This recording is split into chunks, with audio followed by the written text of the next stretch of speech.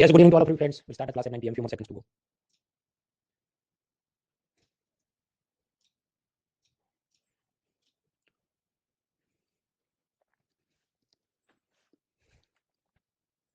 Ten more seconds.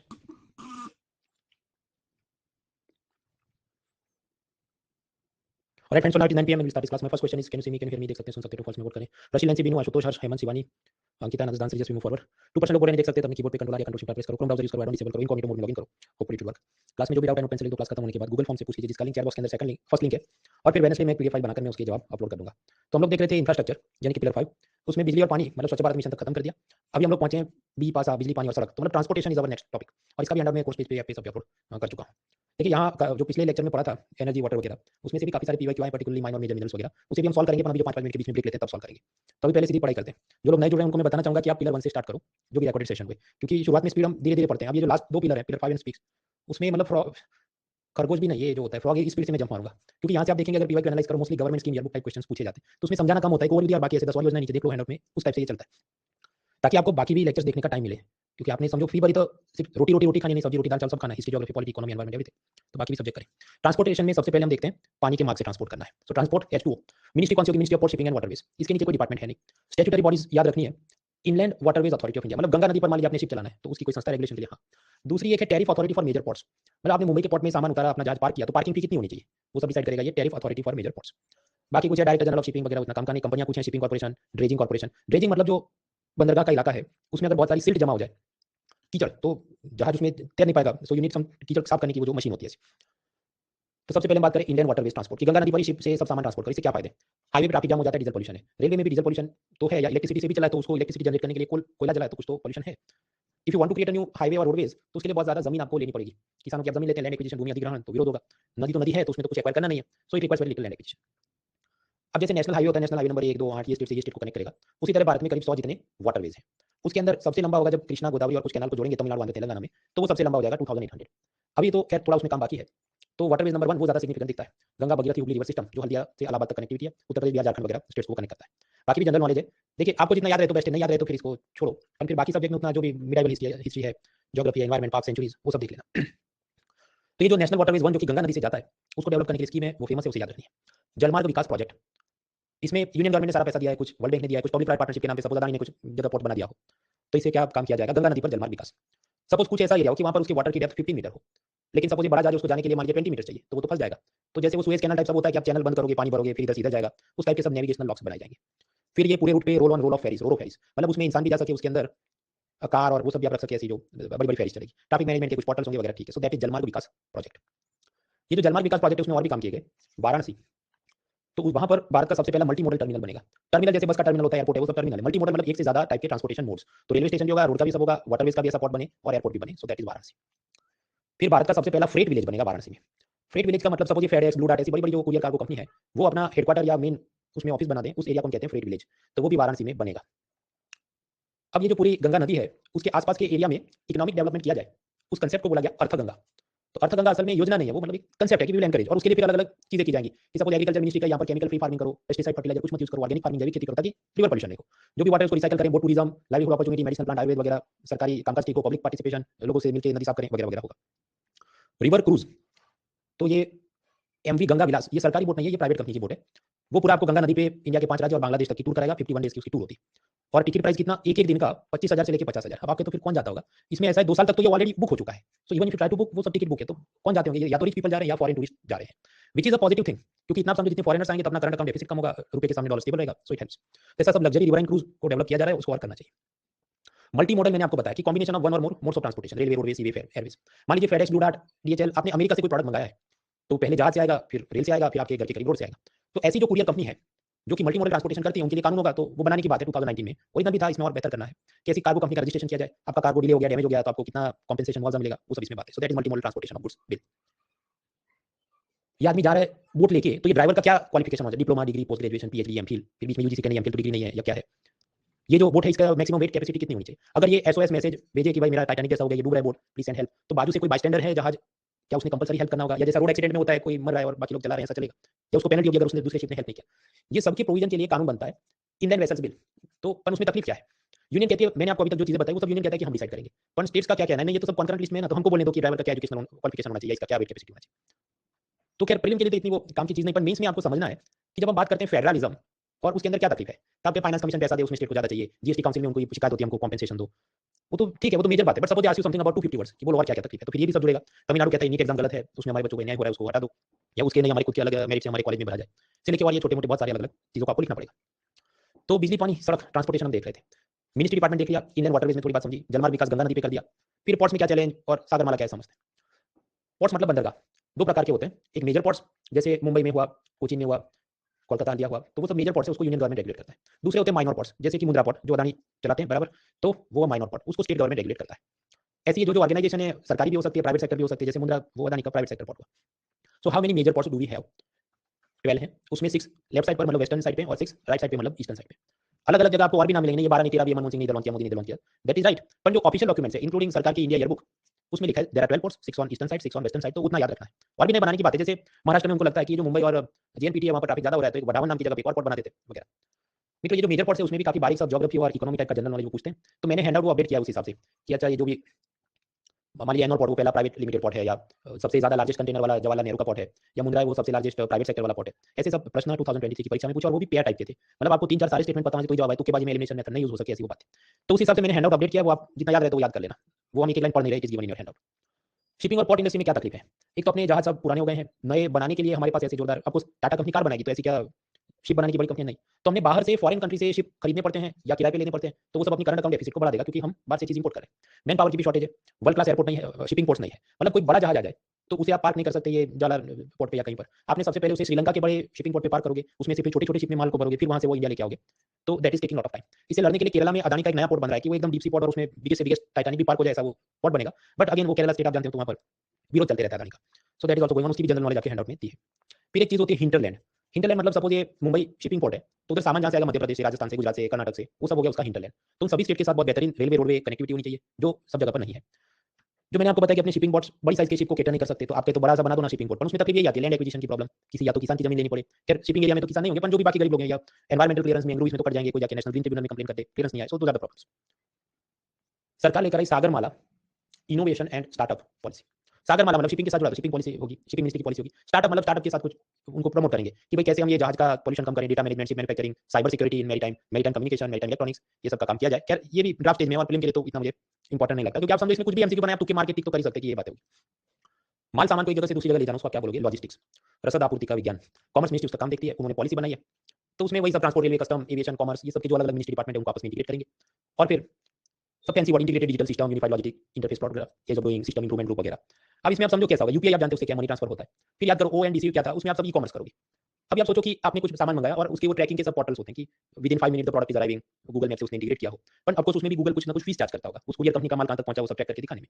तो क्यों ना ये भी सब ओपन सोर्स यूपीआई जैसा हो जाए, तो उसके लिए unified logistic interface platform, arrival time of your courier वगैरह वो दिखाए, ऐसी वो चीजें। पर वो असल में कैसे काम करता है हमारे लिए बहुत काम का नहीं है। फिर बात चली multi modal logistic parts. Multi modal आप समझते हैं कि एयरपोर्ट, शिपिंग पोर्ट, हाईवे, ये सब एक जगह पर अवेलेबल हो। तो मान लीजिए कि मुंबई के अंदर एक बड़ा सा ऐसा पार्क बना जाए कि जहां पर मुंबई के छोटे एरिया से, थाने से, जवाहरलाल नेहरू शिपिंग पोर्ट से, कर्नाटक से सब माल आए, छोटे छोटे सपोज 10 टन के टेम्पो ट्रक में, फिर वहां से वो 30 टन के ट्रक में भर दे उसे, और फिर उसे दिल्ली ले जाए बड़े से हाईवे पे, और फिर दिल्ली में वापस डिलीवरी करना है अलग अलग एरिया में, तो वहां पर वापस से उसको 10 टन के ट्रक में भरो, दिल्ली में पहुंचा, गुरुग्राम, नोएडा में वो हो जाए, या फिर रेलवे से भेज दो। तो ऐसा जो एग्रीगेशन और डिस्ट्रीब्यूशन का ये जो बीच में पार्क बन गया मुंबई में, उसे आप क्या कहोगे? मल्टी मॉडल लॉजिस्टिक पार्क, क्योंकि यहाँ पर रोडवेज भी है, रेलवे भी हो सकता है, एविएशन का भी पोर्ट बना दे, ये सब काम हो, तो रोड ट्रांसपोर्ट मिनिस्ट्री ऐसा करे, that is multi modal logistic parks. तो ऐसे अलग अलग 100 हम प्रोजेक्ट करेंगे, ऐसा सब 2023 के बजट में बोला गया। इससे फायदा क्या है, ये सब cold steel, fertiliser, food grain time पे अलग अलग जगह पहुंचा सके। स्वाभाविक ये सब होगा, आप जानते हैं, जो मैंने लास्ट लेक्चर में भी बताया था, जिसको कुछ काम धंधा नहीं मिले वो फूड ब्लॉगर बन जाए यूट्यूब पे। मैं भी रैंकिंग दूंगी, मैं भी रैंकिंग दूंगी, अब तो मैं भी रैंकिंग दूंगा, वर्ल्ड बैंक में एलपीआई इंडेक्स बनाऊंगा, कॉमर्स ने कहा हम भी लीड्स इंडेक्स बनाएंगे, नहीं क्या मेरे को भी कुछ इसमें पंचायत करनी है। There is no end to it, याद रहे, ठीक है। अदरवाइज सबसे पहली प्रायोरिटी क्या है? Human development index, global innovation index, वीपो वगैरह, वो सब कुछ किया जाए, टाइम मिले तो की बात है ये। अब आप समझो जो ये प्राइवेट मॉक टेस्ट वाले होते हैं उनको कोटा दिया जाए कि भाई तुम वीकली टेस्ट लो, बराबर, और वीकली टेस्ट में 50 क्वेश्चन होने, तो जबरदस्ती मारपीट के मैं इधर से एक कुरेज के निकालूं, बट इज इट हेल्पफुल? तो मुझे तो नहीं लगता है, पर खैर मैंने हैंड आउट में दिया है तो आप देख लेना जितना याद रहे, बाकी ठीक है। तो बिजली, पानी, सड़क, ट्रांसपोर्ट की बात कर रहे थे। हाँ, तो कोई बड़ी स्कीम है कि नहीं? इंडियन वाटरवेज तो वो हमने देखा, गंगा ऊपर वो जलमार्ग विकास का हमने कार्यक्रम देखा, पर ये जितने अलग अलग शिपिंग पोर्ट्स हैं उसको डेवलप करने के लिए कोई योजना है कि नहीं? तो जब हाँ, शिपिंग मिनिस्ट्री के नीचे सागरमाला डेवलपमेंट का काम होगा, तो एक कंपनी बनाई इन लोगों ने, सागरमाला डेवलपमेंट कंपनी।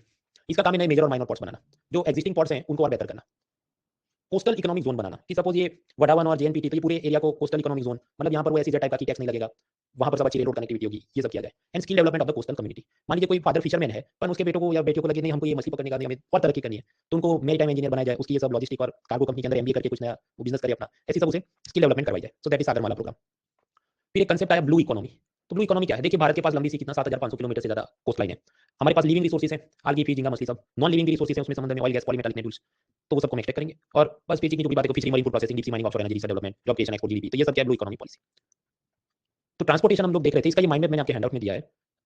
हाँ, तो वाटर में क्या किया? इनलैंड जलमार्ग विकास कहाँ पर? गंगा नदी पर है। ब्लू इकोनॉमी मैंने आपको समझाई, सागरमाला मतलब शिपिंग डेवलपमेंट करना है। ये कुछ 4-5 बड़े मुद्दे थे और भी छोटा-छोटा बहुत जीके है। फॉर एग्जांपल पोर्ट्स में मैंने आपको बताया 2023 का पीवाईक्यू देखना जो हैंडआउट में दिया है, उस हिसाब से पोर्ट्स का और भी जनरल नॉलेज ऐड किया। तो do not take it casually कि हां भाई आपने 4 बात बता दी हो गया, और भी चीजें वो आपका होमवर्क है वो सुकून से पढ़ना।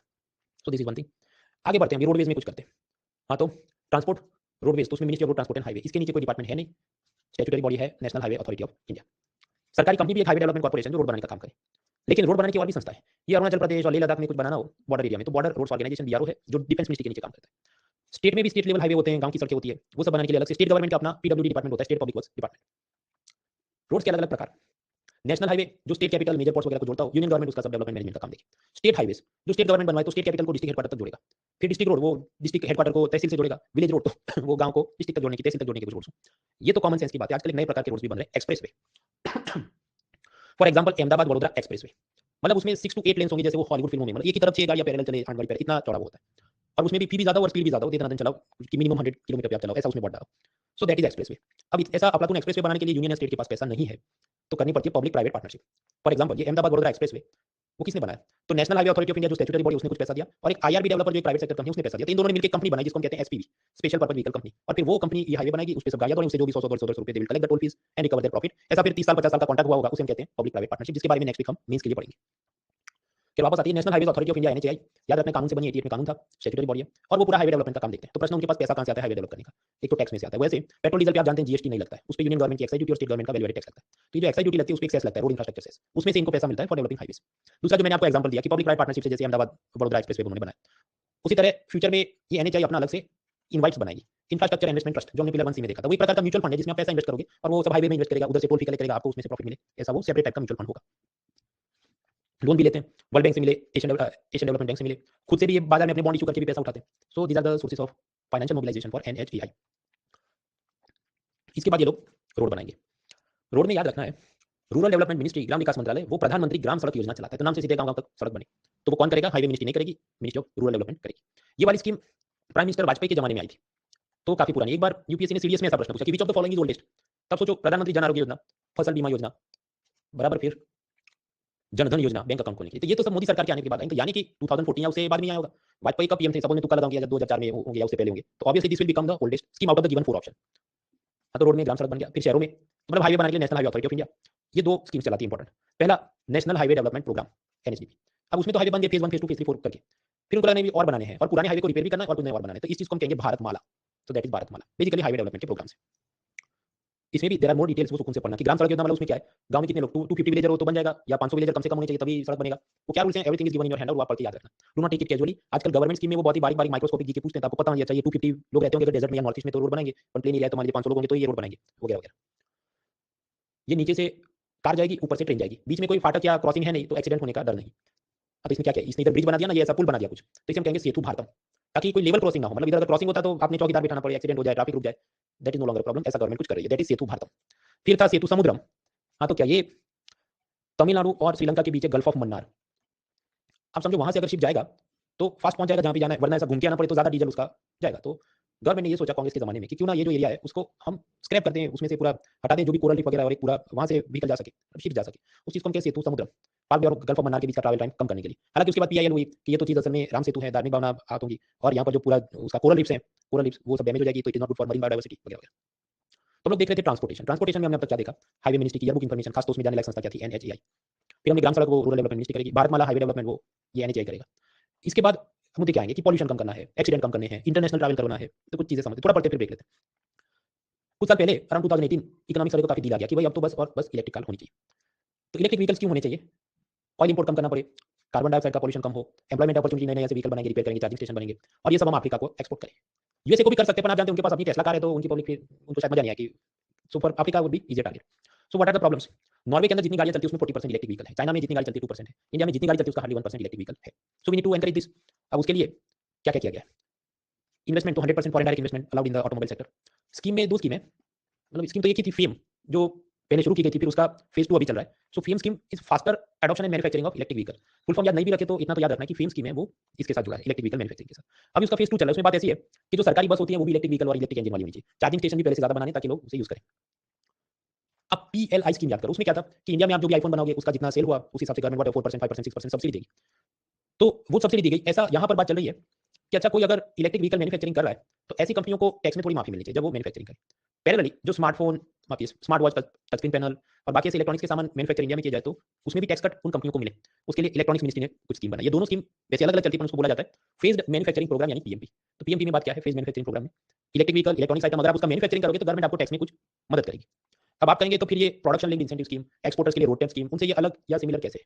तो असल में मित्रों इसको एक लाइन में इतना याद रखना है, बहुत ज़्यादा इसमें जाने की जरूरत नहीं, क्योंकि ऐसी फ्लैगशिप या फेमस स्कीम नहीं जो सरकार ढिंढोरा पीट के 10 जगह बोलते रहती हो। चलती है बट लो प्रोफाइल है। बड़ी स्कीम कौन सी थी? पीएलआई, जो हमने पिलर 4 बी में देखी, भारत में इलेक्ट्रॉनिक गुड्स का मैन्युफैक्चरिंग बढ़ाने के लिए। रोड टैप एक्सपोर्टर के लिए जो हमने पिलर 3 में देखी थी। दो बिगर स्कीम्स। इलेक्ट्रिक व्हीकल भारत में बनाए जाए उसके लिए क्या क्या करना चाहिए? नीति आयोग ने एक बार ऐसा रिपोर्ट बोल दिया कि 2030 के बाद भारत में सिर्फ इलेक्ट्रिक कार बेचनी चाहिए, डीजल और बाकी कोई व्हीकल नहीं दिखना चाहिए। हालांकि रोड मिनिस्ट्री का ऐसा कोई प्लान नहीं है, मतलब we will continue the petrol and diesel cars also. वरना आप सोचो क्या होगा कि अगर इलेक्ट्रिसिटी चली गई, कोई साइक्लोन, सुनामी, न्यूक्लियर अटैक हो गया और फिर आपके पास पेट्रोल डीजल वाली कार ही सब बैन होगी तो कैसे चलोगे? So road ministry not in favour की 100% इलेक्ट्रिक व्हीकल होनी चाहिए। अब याद करो, ऐसा मैंने एक जगह और आपको बताया था, पूरा भारत 100% ऑर्गेनिक फार्म नहीं करना चाहिए, वरना श्रीलंका जैसा हो जाए, फिर पैदावार नहीं हो और पब्लिक को भूख लगे तो सप्लाई डिमांड मिसमैच में बहुत ज्यादा इन्फ्लेशन यानी महंगाई बढ़ जाती है। अनदर इशू इज, हमने देखा नॉर्वे के अंदर 40% गाड़ियां जो चलती है वो इलेक्ट्रिक व्हीकल, पर आप जानते हैं वहां तो काफी कोल्ड वेदर है। तो जब भी कोल्ड वेदर होता है तो बैटरी थोड़ी लंबी चलती है कंपेयर टू इंडिया की, जहां हॉट ह्यूमिडिटी ज्यादा होती है। तो बैटरी लाइफ भी, मतलब चार्जिंग कितना बचा लॉन्ग टर्म में भी कि कितना जल्दी खराब हो गया, तो इंडिया में जल्दी हो जाएगा। So we need to do some climate specific research development. Charging जैसे पेट्रोल गाड़ी क्यों है? क्योंकि पेट्रोल पंप अवेलेबल है, तो इलेक्ट्रिक व्हीकल कोई खरीदे पर इलेक्ट्रिक का चार्जिंग स्टेशन भी होना चाहिए। So we need to increase that. Another problem is universal charging standards. IPhone का ऐसा अलग केबल आता है, फिर बाकी टाइप से ऐसा पुराना नोकिया का फोन होता है माइक्रो यूएसबी, और किसी का ऐसा ऐसा ही। मान लीजिए टेस्ला कार का एक प्रकार का प्लग हो, दूसरी टाटा या दूसरी कोई कंपनी का अलग प्रकार का प्लग हो, तो फिर जब आप जाते हैं तो चार्जिंग करने में दिक्कत आ जाए। So we need universal charging standards. European Union इन चीजों में काफी सख्त है। उसने क्या बोला कि सिर्फ और सिर्फ यूएसबी सी टाइप के चार्जर होने चाहिए। तो पहले एप्पल कंपनी जो बदमाशी करती थी कि उनका अलग जात का चार्जर हो, तो उसने कहा नहीं, सबका कॉमन होना चाहिए। So similarly we need to have universal charging standards in India. Electric vehicle में जो बिजली स्टोर कैसे होती है, लिथियम निकल, मतलब लिथियम बैटरी, तो उसका हमारे पास माइंस कम है। बीच में कुछ है, जम्मू कश्मीर के अंदर कुछ स्कोप है, but still we need more. उसके लिए क्या कर सकते हैं? चाइना तो ये करता है कि साउथ अमेरिका में नए नए देशों को वहाँ वो माइनिंग राइट्स खरीद लेता है। तो इंडिया ने भी ऐसा कुछ करना चाहिए कि अर्जेंटीना, चिली, बोलिविया के अंदर जो माइंस है वो हम खरीद ले। उसके लिए एक कंपनी बनाई गई है, नाल्को जो एल्यूमिनियम कंपनी, हिंदुस्तान कॉपर जो कॉपर कंपनी है, और मिनरल एक्सप्लोरेशन की एक और कंपनी है। तीनों ने मिलकर एक नई कंपनी बनाई, खनिज विदेश लिमिटेड, खनिज विदेश इंडिया लिमिटेड। उसको काम सौंपा कि देखो ये लिथियम, कोबाल्ट और ऐसे जो भी स्ट्रेटेजिक मिनरल हैं, ये सब इलेक्ट्रॉनिक्स और बैटरी इंडस्ट्री के लिए चाहिए, फॉरेन कंट्री में जाके तुम माइंस खरीदो या वो जो भी उसको रेंट पे ले लो। सो दैट इज खनिज विदेश इंडिया लिमिटेड। मित्रों, अगर कोई रिमोट हो तो दो बातें हो सकती है, या तो इसको आप चार्ज करो, या फिर क्या आप इसके अंदर जो सेल होगा उसको निकाल के आप नया सेल डालो, बराबर। तो आप कार के केस में सोचो, इलेक्ट्रिक व्हीकल है, आपने अगर चार्जिंग पे लगाया, मान लीजिए जो ऐसा पेट्रोल पंप है अदानी अंबानी किसी का, तो वो तो कितनी सारी पार्किंग स्पेस ले लेगा, क्योंकि charging is not like petrol कि आपने 2 मिनट भरवा के निकल गया, हो सकता है 20 मिनट तक गाड़ी खड़ी रखनी पड़े। So that will create traffic congestion. Then what is the solution? कि जैसा ये रिमोट के अंदर बैटरी होता है कि खत्म हो गया तो क्या हम पूरा 20 मिनट इसको नहीं, 2 मिनट में बैटरी चेंज कर दिया। So we need to have similar system for battery swapping. मतलब आप इलेक्ट्रिक रिचार्ज स्टेशन पे जाओगे तब 20 मिनट गाड़ी नहीं खड़ी, उसमें वो बैटरी निकाल के पुरानी ले लेगा, आपको नया इंस्टॉल कर देगा और पुराने वाले को चार्जिंग में डाल देगा। तो उसे हम क्या कहते हैं? Battery swapping technology. तो टाइम कम लगेगा, पार्किंग की प्रॉब्लम नहीं होगी, insert new battery just like TV remote. तो बजट के अंदर बोला गया 2022 में कि हम ऐसी electric vehicle battery swapping policy और टेक्नोलॉजी को प्रमोट करें, उसमें टैक्स में माफी, सब्सिडी देंगे वगैरह। फिर कुछ कहा special mobility Jones for electric vehicle. For example ये जो स्टैच्यू ऑफ यूनिटी है गुजरात में, वो जो एरिया केवड़ या कॉलोनी ऐसा उसका सिटी या टाउन का नाम है, वहां पर ऐसी पॉलिसी बने कि अब से उधर पेट्रोल डीजल का कोई व्हीकल अलाउ नहीं, सिर्फ और सिर्फ इलेक्ट्रिक व्हीकल चले। तो ऐसे स्पेशल मोबिलिटी जोन हम क्रिएट करें, सरकारी बसों के अंदर भी इलेक्ट्रिक व्हीकल वाला इंजन यूज करेंगे वगैरह। Okay, so basically we want to reduce the pollution. Electric vehicle use कर लिए, इथेनॉल ब्लेंडिंग हम करेंगे, ग्रीन हाइड्रोजन मिशन चलाएंगे, इसके बारे में हम ऑलरेडी एनर्जी वाले पिलर 5 में हम लोग समझ चुके हैं। और क्या करना चाहिए? Bharat stage emission norms, vehicle scrapping policy, ये सब भी करना चाहिए। तो ब्रेक के बाद वो भी कर लेंगे, but before that let's take a break. आप एक ये पीवाईक्यू ट्राई करें, सोचिए इसके बारे में। Break for 5 minutes.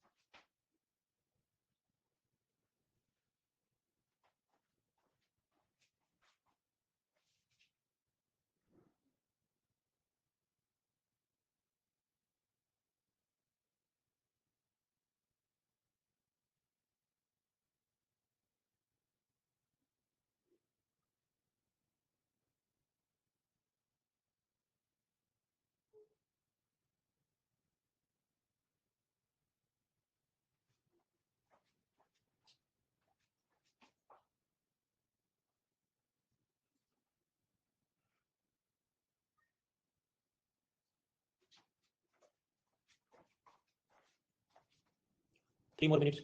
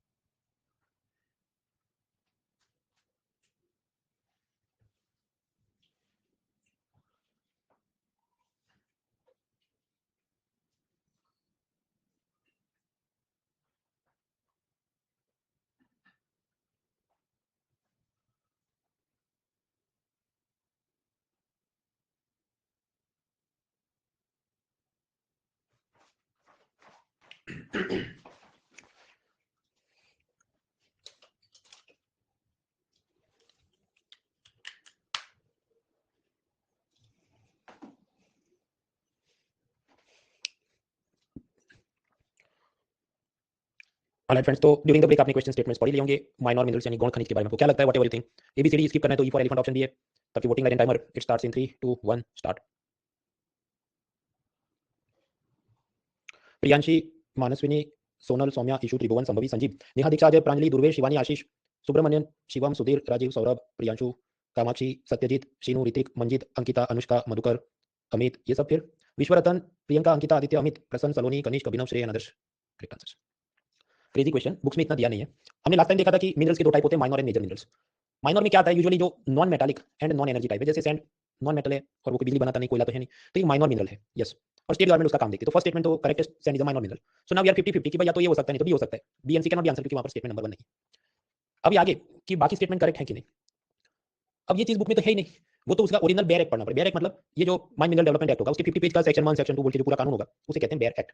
वो जब पढ़ो तो पता चले कि अच्छा ये जो सेकंड स्टेटमेंट है वो क्या बोला है कि स्टेट माइनिंग लीज देगा लेकिन उसके रूल्स यूनियन बनाएगा।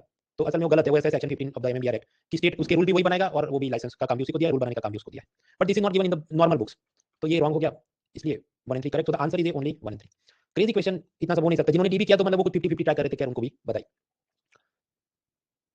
सो दैट वाज वन क्वेश्चन। फिर ये जो माइन मिनरल में उनको प्यार आ गया दोस्तों, एक तो आप समझते, एक होता है प्यार मतलब लव, और दूसरा होता है सनक मतलब ऑब्सेशन। तो जो यूपीएससी के प्रोफेसर होते हैं उनको कोई टॉपिक से कभी प्यार नहीं, उनको सीधा सनक ऑब्सेशन ही हो जाता है। तो बीच में एक बार मतलब प्यार जो आ गया तो 2019 में वो जो भी मेजर माइनर मिनरल जो भी हमने क्रेजी क्वेश्चन देखा, फिर 2020 में वो उनकी सनक चालू रही ऑब्सेशन। तो ये पूछा कि ये 3-4 मिनरल्स हैं, इनमें से कौन से मेजर मिनरल्स हैं। अब बेंटोनाइट, क्रोमाइट, काइनाइट, सिल्मेटाइट तो इतना तो हमें पता नहीं हो। मैंने आपको कुछ हिंट दिया था कि मेटल टाइप के वो मेजर हो सकते हैं। कह रहा वो बेंटोनाइट या क्ले उस टाइप का वो मेटल नहीं है, तो दैट इज रॉन्ग बोल के और सी डिलीट किया। फिर बाकी अब क्रोमाइट, काइनाइट, सिल्मेटाइट की हमें पता नहीं, पर क्रोमाइट तो मतलब क्रोमियम मेटालिक टाइप का कुछ हो सकता है। ओके, सो सेकंड क्योंकि मेटालिक है तो ये मेजर होना चाहिए, ऐसा हम फिर तुक्का मारे, तो फिर out of this okay then D should be the answer. पर ये तो क्या है, पोस्ट मैच एनालिसिस है कि अच्छा वो इंडिया पहले से अच्छी फील्डिंग करता है और वो तो हम वर्ल्ड कप जीत जाते, तो उसको सपना जाना चाहिए ये सब ऐसा 50-50 होने वाला है। But anyway, so that was the question. तो ये उनको 2 साल सनक रही, फिर वापस वो चली भी गई। तो now I don't think they have asked anything more from this side. Of course pollution के नाम पे कुछ और ऑयल रिफाइनरी से ये वाला निकलता है कि नहीं, वो पूछते रहते हैं। एनीवेज, और भी प्रश्न है जो बाकी ब्रेक के दौरान हम समझेंगे। Let me come back.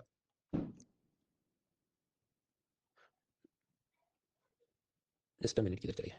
देखिए ये जो 2019 में ये टफ था, यस, ऐसे और भी टफ पेपर्स आ रहे हैं और 2023 तक तो और टफ हो रहा है। पर इसमें आपने फिर ऐसा नहीं नेगेटिव थिंकिंग रखना कि मेरा कभी सिलेक्शन हो ही नहीं सकता, even those who could not get this correct, क्योंकि कट ऑफ कभी इतने होते नहीं है। दूसरा मैं आपको बताऊं, जो अभी कल कुछ मॉक इंटरव्यू हो रहे थे, मैं देख रहा था बच्चों की जो फॉर्म आते हैं जिन्होंने मींस क्लियर करके इंटरव्यू जा रहे हैं, पीपल आर गेटिंग सिलेक्टेड। और ऐसा नहीं सब लोग मतलब बड़े कॉलेज से या बहुत कोई अफलातून प्रोफाइल हो, normal colleges, non English medium, सब लोग का हुआ है। तो do not worry too much about this. पर हाँ, गलती नहीं करनी चाहिए, नेगेटिव मार्किंग में ज्यादा उड़ने जाए वो सब देखना है। So we are looking at this. हमने देखा खनिज विदेश है, फॉरेन में लिथियम माइंस एक्वायर करेंगे, बैटरी स्वैपिंग करेंगे, ये सब हम देख रहे थे। फिर पॉल्यूशन कम करने के लिए ethanol blending, green hydrogen mission, वो हम ऑलरेडी एनर्जी वाले लेक्चर में देख चुके हैं। और क्या क्या कर सकते हैं, भारत स्टेज एमिशन नॉर्म्स। वो ऐसा कहता है कि सपोज नॉर्म 4, 5, 6 तो उस वर्जन का इंजन होगा, वो इंजन कम पॉल्यूशन पैदा करेगा, ऐसे वो एमिशन नॉर्म्स होते हैं। और सामने जो उसमें पेट्रोल डीजल डालते हैं वो भी ज्यादा क्लीन होना चाहिए, उसमें सब सल्फर, नाइट्रोजन, जो भी इंप्यूरिटीज कम होनी चाहिए, मिलावट, ऐसे सब नॉर्म्स होते हैं। तो that is Bharat stage emission norms. कौन कौन सी तारीख पे कौन कौन से आए वो आप हैंडआउट में देखना। 4 था, फिर 5 नहीं आया, सीधा 6 है। वो ऐसा कि विंडोज 10 के बाद 11 आया नहीं, सीधा 12 आ जाए, ऐसी बात है। So we are present in the stage 6। ये सब कौन तय करता है, रोड मिनिस्ट्री ने तय करती है, एनवायरमेंट मिनिस्ट्री के नीचे statutory body central pollution control board follow करते हैं। नाउ व्हाट हैपेंस, सपोज आपको ऐसा पता हो कि हर साल नया आईफोन आना है, और मान लीजिए आपको ऐसा लगता हो कि अच्छा वो सितंबर में वो लॉन्च करेंगे ही करेंगे। तो सपोज प्रेजेंटली हम लोग अगस्त महीने में, और आईफोन जो भी अभी 15 चल रहा हो, तो आप सितंबर में नहीं, अभी 15 नहीं लेता क्योंकि अभी 16 आएगा सितंबर में, ऐसा सोच के आप डिले करेंगे अपने परचेज डिसीजन को। तो उसी तरह हुआ ये 2019 में, ये स्टेज 6 आएगा कि नहीं आएगा, सुप्रीम कोर्ट अलग तारीख बोले, सरकार अलग तारीख बोले, तो जो बायर्स थे वो कंफ्यूज हो गए कि देखो स्टेज 6 वाला वैसे तो स्टेज 4 से महंगा होता है, जैसे आईफोन 15 आईफोन 13 से महंगा होगा, तो आप तो फिर पुराना ही ले लेते। पर आप समझो आज की तारीख में अगर आप आईफोन 13 लोगे, दो तकलीफ है। एक, 2-3 साल बाद आप जानते हो उसका ऑपरेटिंग सिस्टम वो शायद सपोर्ट ना करे, और दूसरा उसकी रीसेल वैल्यू नहीं आएगी। मतलब if you buy iPhone 13 right now, after 3-4 year जब आप उसको रीसेल करने जाएंगे आपको भाव नहीं मिलेगा, क्योंकि वो ऑलरेडी पुरानी आइटम अभी हो चुकी है। तो इसलिए जो सब बायर्स थे वो कंफ्यूज थे कि मैं स्टेज 4 वाला ले लूंगा तो उसको 5 साल बाद बेचने का कोई भाव नहीं मिलेगा, और स्टेज 6 वाला लूं कि नहीं, सुप्रीम कोर्ट बोला अभी आएगा नहीं आएगा। तो as a result what happens, dilemma, दुविधा में लोग आ जाते हैं, और दुविधा में आते हैं तो फिर वो कुछ खरीदते नहीं है। Let me just wait and watch. इस कारण से आप 2019 में देखते हैं कि कैसे गाड़ियों के सेल काफी गिर गए थे during 2018-19। As what happened, Maruti company ने 4000 लोगों को नौकरी से निकाल दिया, गाड़ी नहीं बिकी, तुम्हारे काम नहीं है। इसमें हमें क्या समझ लेना है, मीन्स में जो हमने बात करी थी इकोनॉमिक पॉलिसी अनसर्टेनिटी, सरकार ने नीतियों में निश्चितता रखनी चाहिए कि कौन से स्टेज की गाड़ी कब आएगी। दूसरा बात होता है कि जुडिशियल ओवररीच, मतलब सुप्रीम कोर्ट ने ज्यादा उसमें दखल नहीं देनी चाहिए। फिर मतलब सरकार का ये तारीख से आएगा कोई एनवायरमेंट सुप्रीम कोर्ट में जाने अभी एडवांस में लाओ, टाटा के मेरे पास तो इतना भी टाइम और असेंबली लाइन ही नहीं है कि मैं एडवांस में लेके आऊं वगैरह वगैरह, and then it harms the economy like this, नुकसान होता है अर्थतंत्र को। फिर पॉल्यूशन में इथेनॉल ब्लेंडिंग, ग्रीन हाइड्रोजन, ये सब हम ऑलरेडी पिलर 5 एनर्जी में समझ चुके हैं। और क्या कर सकते हैं, वो एक मूवी थी हंगामा या कुछ तो था, मारो दीकरो ये असरानी करते रहता है उसकी विंटेज कार के लिए। आप समझते हैं ये जो विंटेज कार होती है वो पॉल्यूशन ज्यादा करेगी, क्योंकि उसमें पुराना इंजन होता है, धुआं ज्यादा करेगा। So what we should do, उसको कबाड़ी में बेच देना चाहिए। व्हीकल स्क्रैपेज पॉलिसी, इसको वॉलंटरी नहीं रख सकते, स्वैच्छिक बना है, नहीं ये तो मारो दीकरो है तो मैं तो नहीं बेचूंगा। सो गवर्नमेंट कंपलसरी करती है कि भाई using the powers of the motor vehicle act, commercial vehicle मतलब टैक्सी ट्रक टाइप का जो धंधे में इस्तेमाल होता है 15 साल पुराना है, उसको आपने कंपलसरी जाके कबाड़ी में स्क्रैप करवा देना है, वरना हमें दिख गया तो हम उसको जब्त कर लेंगे। बाकी पर्सनल व्हीकल बाइक मोपेड वगैरह 20 साल से पुराने उसको स्क्रैप करो। आपके पास मेरा तो व्हीकल ऐसा चला जाएगा, नुकसान हो गया। गवर्नमेंट ने कहा नो प्रॉब्लम, तुम व्हीकल स्क्रैपिंग कराओ, हम तुम्हें एक जात का गिफ्ट कार्ड दे देंगे, सर्टिफिकेट, और वो सर्टिफिकेट लेके तुम जाओगे तो तुम्हें नया कार या बाइक खरीदने पे डिस्काउंट मिलेगा। अब कुछ लोग ऐसे भी उनके पास 2 व्हीकल हो, एक पुराना हो गया बेचना है, अब उसको कहीं मुझे तो दूसरा खरीदना नहीं है, तो ये गिफ्ट कार्ड का मैं क्या करूंगा। तो ऐसे केस में आप अपना ऐसा सर्टिफिकेट या गिफ्ट कार्ड किसी और को भी रीसेल कर सकते हो। मान लीजिए उसमें 15,000 ऑफ हो, आपको तो ऐसा नहीं सामने वाला को 15, पर वो कहता है मुझे 5,000 दे दो, मतलब यू टेल योर फ्रेंड मुझे 5,000 आप दे दो, मैंने पुरानी गाड़ी स्क्रैप कराई थी, उसका 15,000 ऑफ का सर्टिफिकेट है, तुम ले लो और तुम मौज करो, 10,000 का तुम्हारा फायदा। सो रीसेलिंग इज आल्सो अलाउड, मतलब फीचर याद रखने हैं जो व्हीकल स्क्रैपिंग सर्टिफिकेट के। इसके अलावा जो भी आप ऐसी नई कार खरीदेंगे after scrapping the old car, तो नई कार के रजिस्ट्रेशन फी, स्टेट गवर्नमेंट का रोड टैक्स, वो सब में भी छूट मिलेगी। जीएसटी में छूट मिलेगी, नहीं जीएसटी तो कितना 28% तो लगता है। इसके अंदर विंटेज या म्यूजियम कार को एग्जाम्प्ट रखा है, मतलब ये अंग्रेजों के जमाने की कार हो और म्यूजियम में रखनी है, साल में एक आध बार उसका डिस्प्ले में बाल आना है, तो उसको स्क्रैप नहीं कराना है, उनको मोटर व्हीकल एक्ट में एग्जाम किया, छूट दी है। ओके, तो हम क्या देख रहे हैं, व्हीकल पॉल्यूशन कम करना है। एक तो हमने इलेक्ट्रिक व्हीकल ला दिया, बैटरी लाइफ की इशू है, चार्जिंग इंफ्रास्ट्रक्चर की इशू है, लिथियम सप्लाई की तकलीफ है, उसके लिए खनिज विदेश इंडिया लिमिटेड कंपनी बनाती है। एयर पॉल्यूशन कम करने के लिए इथेनॉल ब्लेंडिंग करो, व्हीकल स्क्रैपेज करो, भारत स्टेज 6 एमिशन नॉर्म है, ये सब भी हमने लिया। सो आई गिवन दिस माइंड में, अपन इसको हल्के में नहीं लेना है कि हाँ ये इतना समझ आ गया, क्योंकि यूपीएससी जो पूछती है वो तो जनरल नॉलेज में घुस के पूछेगी, तो you need to also be aware of the facts जो मैंने आपको उधर, अच्छा कमर्शियल व्हीकल तो 15 years, personal vehicle 20 years, you have to memorise everything like that, तब उसमें आपका कुछ काम है। ओके, तो पॉल्यूशन कम कर दिया, अभी एक्सीडेंट कम करते हैं। भारत में एक्सीडेंट कम करने के लिए मोटर व्हीकल एक्ट में 2019 में कुछ सुधार किए। सबसे पहले तो उसमें पेनल्टी बहुत बढ़ा दी कि दारू पी के चला रहे हैं, पहले मान ली 2000 जुर्माना, भी सीधा 10,000। अब हु कैन डिसाइड दिस, तो असल में ये जो सब व्हीकल है वो मैटर आता है 7 शेड्यूल के अंदर, कॉन्करेंट समवर्ती सूची, मतलब यूनियन भी कानून बना सकता है, स्टेट भी कानून बना सकता है। कुछ स्टेट्स ने फिर ये सोचा कि अगर इतना ज्यादा पेनल्टी होगा तो गरीब आदमी नहीं भर पाएगा, नुकसान है, वोट भी नहीं मिलेंगे फिर तो कुछ स्टेट गवर्नमेंट ने पेनल्टी रिड्यूस कर दी कि नहीं चलो इसको 2,500 ही रखते हैं, 10,000 नहीं रखेंगे। Now normally what can happen, concurrent list में स्टेट वाला अगर चेंज भी कर दे तो यूनियन सर्वोपरि है, यूनियन विल प्रिवेल। पर उसमें ऐसा है कि वो यूनियन की मर्जी होगी, नहीं ठीक है तुम जाने दो, हम तुम्हें अलाउ करते हैं। तो हाईवे मिनिस्टर ने अल्टीमेटली अलाउ किया कि ठीक है कुछ स्टेट है उन्होंने फाइन्स को रिवाइज किया, रिड्यूस किया, करो तुम, we will not create any issue, हम तुम्हें अपोज नहीं करेंगे, but our original idea is people's life should be saved, लोगों की जान बचाना उद्देश्य होना चाहिए। थोड़ी पेनल्टी आप 10,000 नहीं रखी, 5,000 रखो, तो रखो, अपन फिर ऐसा नहीं कि जीरो कर दो, at least have some stickiness. Motor vehicle act में और क्या सुधार किए गए हैं, आपको ड्राइविंग लाइसेंस लेना है, व्हीकल रजिस्ट्रेशन लेना है तो आधार कंपलसरी होगा। कई बार ये होता है कि रोड एक्सीडेंट में आप किसी की मदद करते हैं, फिर जाके उसको हॉस्पिटल में भर्ती करो, पुलिस आपको ही पकड़ ले, या फिर कि आदमी क्या, मेरा मोबाइल नहीं मिला है, after he comes back to consciousness, और फिर पुलिस आपको कि नहीं तुमने चोरी किया है, आपने चोरी नहीं भी किया तो भी वो आप पे ऐसा इल्जाम लगाएंगे, क्यों, क्योंकि वो पुलिस वाले को आपसे ब्राइब लेनी हो। अब ये सब के चलते लोग ये सोचते हैं कि I will not help the accident victim, हमको लफड़े में नहीं फंसना है। So how to encourage people to help the road accident victims, उसके लिए ये 2019 के सुधार में ये बोला, गुड समैरिटन मतलब नेक आदमी जो किसी की मदद करता है रोड एक्सीडेंट में, तो सरकार ने कानून में लिखवा दिया है कि उसको कोई सिविल या क्रिमिनल केस में परेशान नहीं करेंगे, तुमने एक्सीडेंट किया, सब आपको बाद में सबूत मिले तो अलग बात है, but they will not frame you like तुमने किया, तुमने इसका मोबाइल चुराया। जब आप उसे हॉस्पिटल में एडमिट कराओगे उस एक्सीडेंट विक्टिम को, तो आपने अपना नाम पता ना तो पुलिस को बताना है ना डॉक्टर को बताना है, it is not legally required. तो ये सब याद रखना है एमसीक्यू के लिए, और असल जीवन में भी। आजकल इंडिविजुअल टैक्सी वाले तो होते हैं, पर आप जानते हैं ओला उबेर टाइप की चीज़ की, आप टैक्सी चला रहे हैं और वो आपको पैसेंजर से कनेक्ट कराता है। पर ऐसे जो कैब ड्राइवर्स होते हैं उन्हें सब हेल्थ इंश्योरेंस, लाइफ इंश्योरेंस मिलना चाहिए, ट्रेनिंग मिलनी चाहिए, जेंडर सेंसिटाइजेशन, महिला को समान से आप ट्रीट करें। ऐसा ओला उबेर का सारा डेटा भारत के सर्वर में रहना चाहिए। इसका क्या फेयर या प्राइस होना चाहिए, किराया कितना होना टैक्सी का, होलसेल प्राइस इंडेक्स के साथ लिंक करेंगे। सर्ज प्राइसिंग मतलब समझिए शाम को 6 बजे से लेकर 8 बजे जब सारे ऑफिस से घर जाना चाहते हैं, तब ये टैक्सी वाले की डिमांड बढ़ गया, और अब तो 100 रुपए नहीं, मैं तो सीधे 800 रुपए लूंगा, तो ऐसा नहीं चले, there should be some limit, क्योंकि 100 का 200 करो, 800 तो नहीं हो सकता। तो ये सब रूल्स भी बनाए गए हैं अंडर मोटर व्हीकल एक्ट 2019। हाँ, तो याद रखना खास करिए कि इनका जो फेयर है वो सीपीआई नहीं डब्ल्यूपीआई होलसेल प्राइस इंडेक्स के साथ लिंक है। आप हाईवे से जाते हैं, सरकार याद नहीं जिसने हाईवे बनाया वो नहीं मैंने पैसा लगा मुझे रिकवर करना, मैं आपसे टोल लूंगा, छुट्टे पैसे देने की मगजमारी नहीं है, क्योंकि आप जानते हैं वो एनपीसीआई नाम की एक नॉट फॉर प्रॉफिट कंपनी ने फास्टैग बना दिया, मतलब गाड़ी के विंडशील्ड पे स्टिकर लगाओ, बारकोड या वैसा जो भी ब्लूटूथ से स्कैन करो, उसमें पैसा फिलअप करोगे, और फिर जब भी गाड़ी जाएगी 60 रुपये तो मनी कट हो जाएगी ऑटोमेटिकली। तो ये होती है आरएफआईडी टेक्नोलॉजी, और ये है फास्टैग मैकेनिज्म। इसके बारे में ऑलरेडी पिलर 1 में समझ चुके, डिजिटल पेमेंट में देख लेना। तो we learn how to reduce the pollution, how to reduce the road accident. अभी थोड़ा देश से बाहर चलते हैं, इंटरनेशनल ट्रैवल। तो सबसे पहले नॉर्थ ईस्ट और वहाँ से जो आगे भूटान और बांग्लादेश वगैरह जाने के लिए बहुत सारे ब्रिजेस बनाए गए हैं in the north east. Bogibeel, Dhola Sadiya, डोगरी फुलबिरी, डिपो ब्रिज, कौन सा लॉन्गेस्ट है, कौन सा हाईएस्ट है, सीडीएस एग्जाम में पूछते रहते हैं, इंजीनियरिंग सर्विस एग्जाम में भी पूछते रहते हैं। दिया जितना याद रहता ठीक है, नहीं याद रहे तो फिर बाकी सब्जेक्ट में कुछ और याद रख लेना। So many bridges have been created, और नॉर्थ ईस्ट में क्यों बनाए गए हैं, स्ट्रेटेजिक, ताकि उधर से टैंक और जो भी मिलिट्री व्हीकल जा सके, इकोनॉमिक भी क्योंकि वहाँ से इंपोर्ट एक्सपोर्ट की रिलेशन बन सके। So we are trying to improve the trans border connectivity. बहुत लंबी चौड़ी लिस्ट है, हैंड आउट में सब दिया है, तो वो देख लेना। मैं आपको कुछ बड़े बड़े टॉपिक की आउटलाइन देता हूँ, बाकी हैंड आउट में आप देखना। भारत से पाकिस्तान जाना हो तो सब पासपोर्ट भी चाहिए, वीज़ा भी चाहिए। ऑफ कोर्स वो तारा सिंह टाइप के भी होते हैं कि कोई कागज़ पे मोहर नहीं लगेगी तो वो फिर भी अपनी वाइफ को लेने जा सकता है। But other than that yes you require visa and passport. लेकिन फिर भारत और पाकिस्तान की सरकार ने सोचा करतारपुर साहिब, जो कि याद रखना रावी रिवर पर है पाकिस्तान में, गुरु नानक साहब ने उधर अपने जीवन के आखिरी दिन बिताए थे। तो जो इंडिया से श्रद्धालु उधर जाना चाहते हैं तो क्या वीज़ा चाहिए? तो जावे नहीं, वीज़ा नहीं चाहिए। ऐसा कॉरिडोर बना है, मतलब कि आप मान लीजिए अमृतसर या जो भी उसका डेजिग्नेटेड एयरपोर्ट हो वहाँ पे जाओगे, सिर्फ पासपोर्ट दिखाओगे और फिर प्लेन आपको सीधा उधर ले जाएगी, you don't require visa separately. तो ऐसी वो चीज़ है, उसे कहते हैं करतारपुर साहिब कॉरिडोर।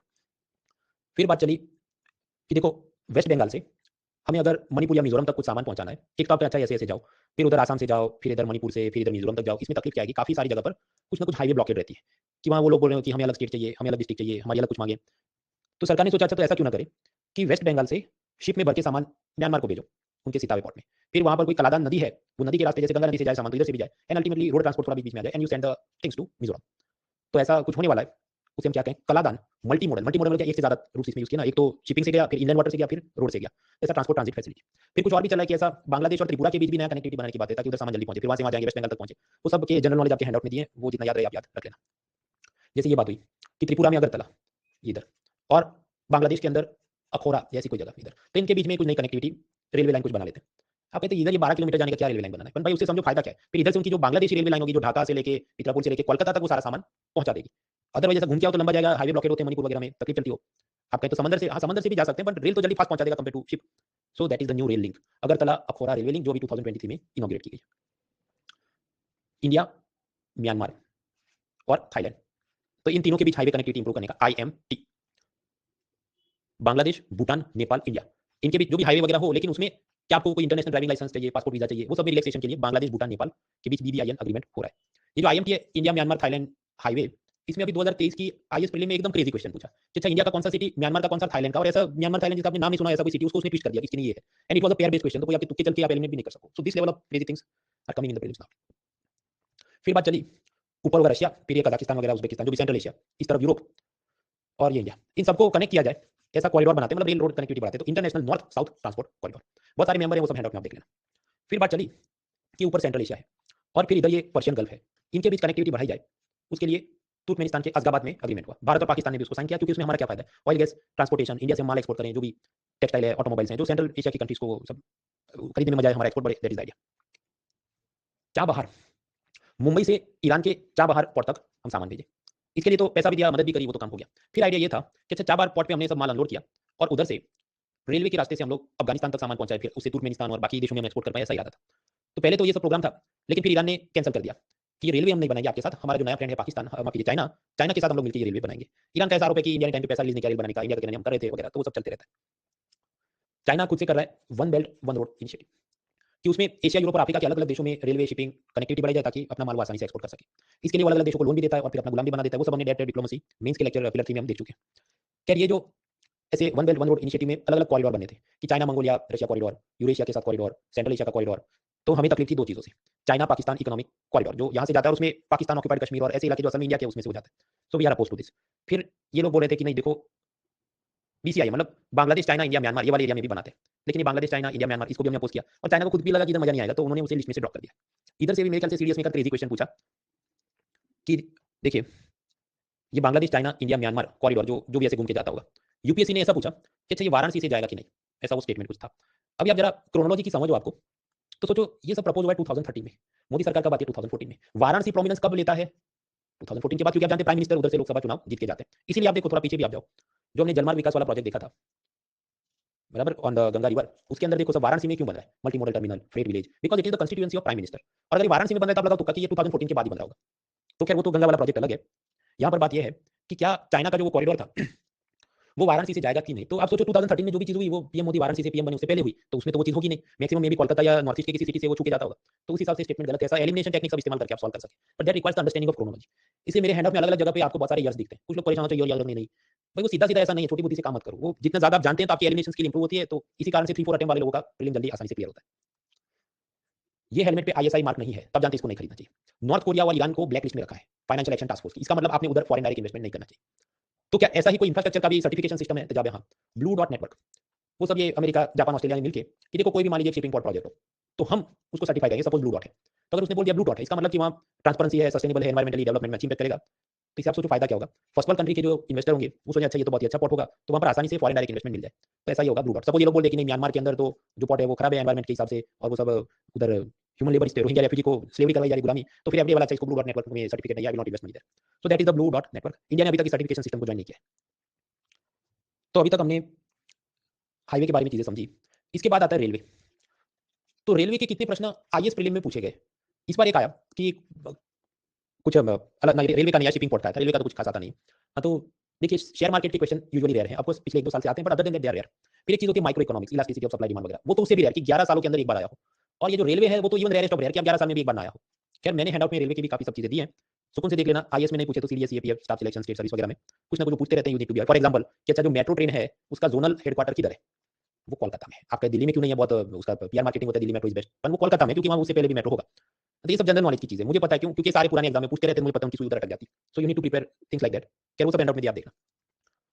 क्या तो हमने अब तक वाटर में देख लिया, इंडियन वाटरवेज खासकर जलमार्ग विकास, गंगा रिवर पे ब्लू इकोनॉमी सागरमाला देख लिया। रोड के अंदर हमने देख लिया, गांव में ग्राम सड़क है, शहरों में भारतमाला हाईवे है, पॉल्यूशन कम करने के लिए electric vehicle scrapping policy, ethanol blending, Bharat stage emission norms वो देखा, और उसके भी आगे चल के हमने इंटरनेशनल इंटरनेशनल हमने सब चीजें ट्रांसपोर्ट कॉरिडोर्स देखे। इसके बाद का मुद्दा है रेलवेज। रेलवे के अंदर एक दो चीजें पढ़ते हैं फिर ब्रेक लेते हैं। Okay, so now next is transportation में रेलवे। रेलवे के अंदर रेलवे की ईयरबुक इन्फॉर्मेशन मिनिस्ट्री डिपार्टमेंट, तो उसके नीचे कितनी सरकारी कंपनी है, कितने जोनल हेडक्वार्टर्स हैं, वो आपके एंड आउट में दिया, देख लेना। एक आध दो कंसेप्ट समझते हैं। Cross subsidisation.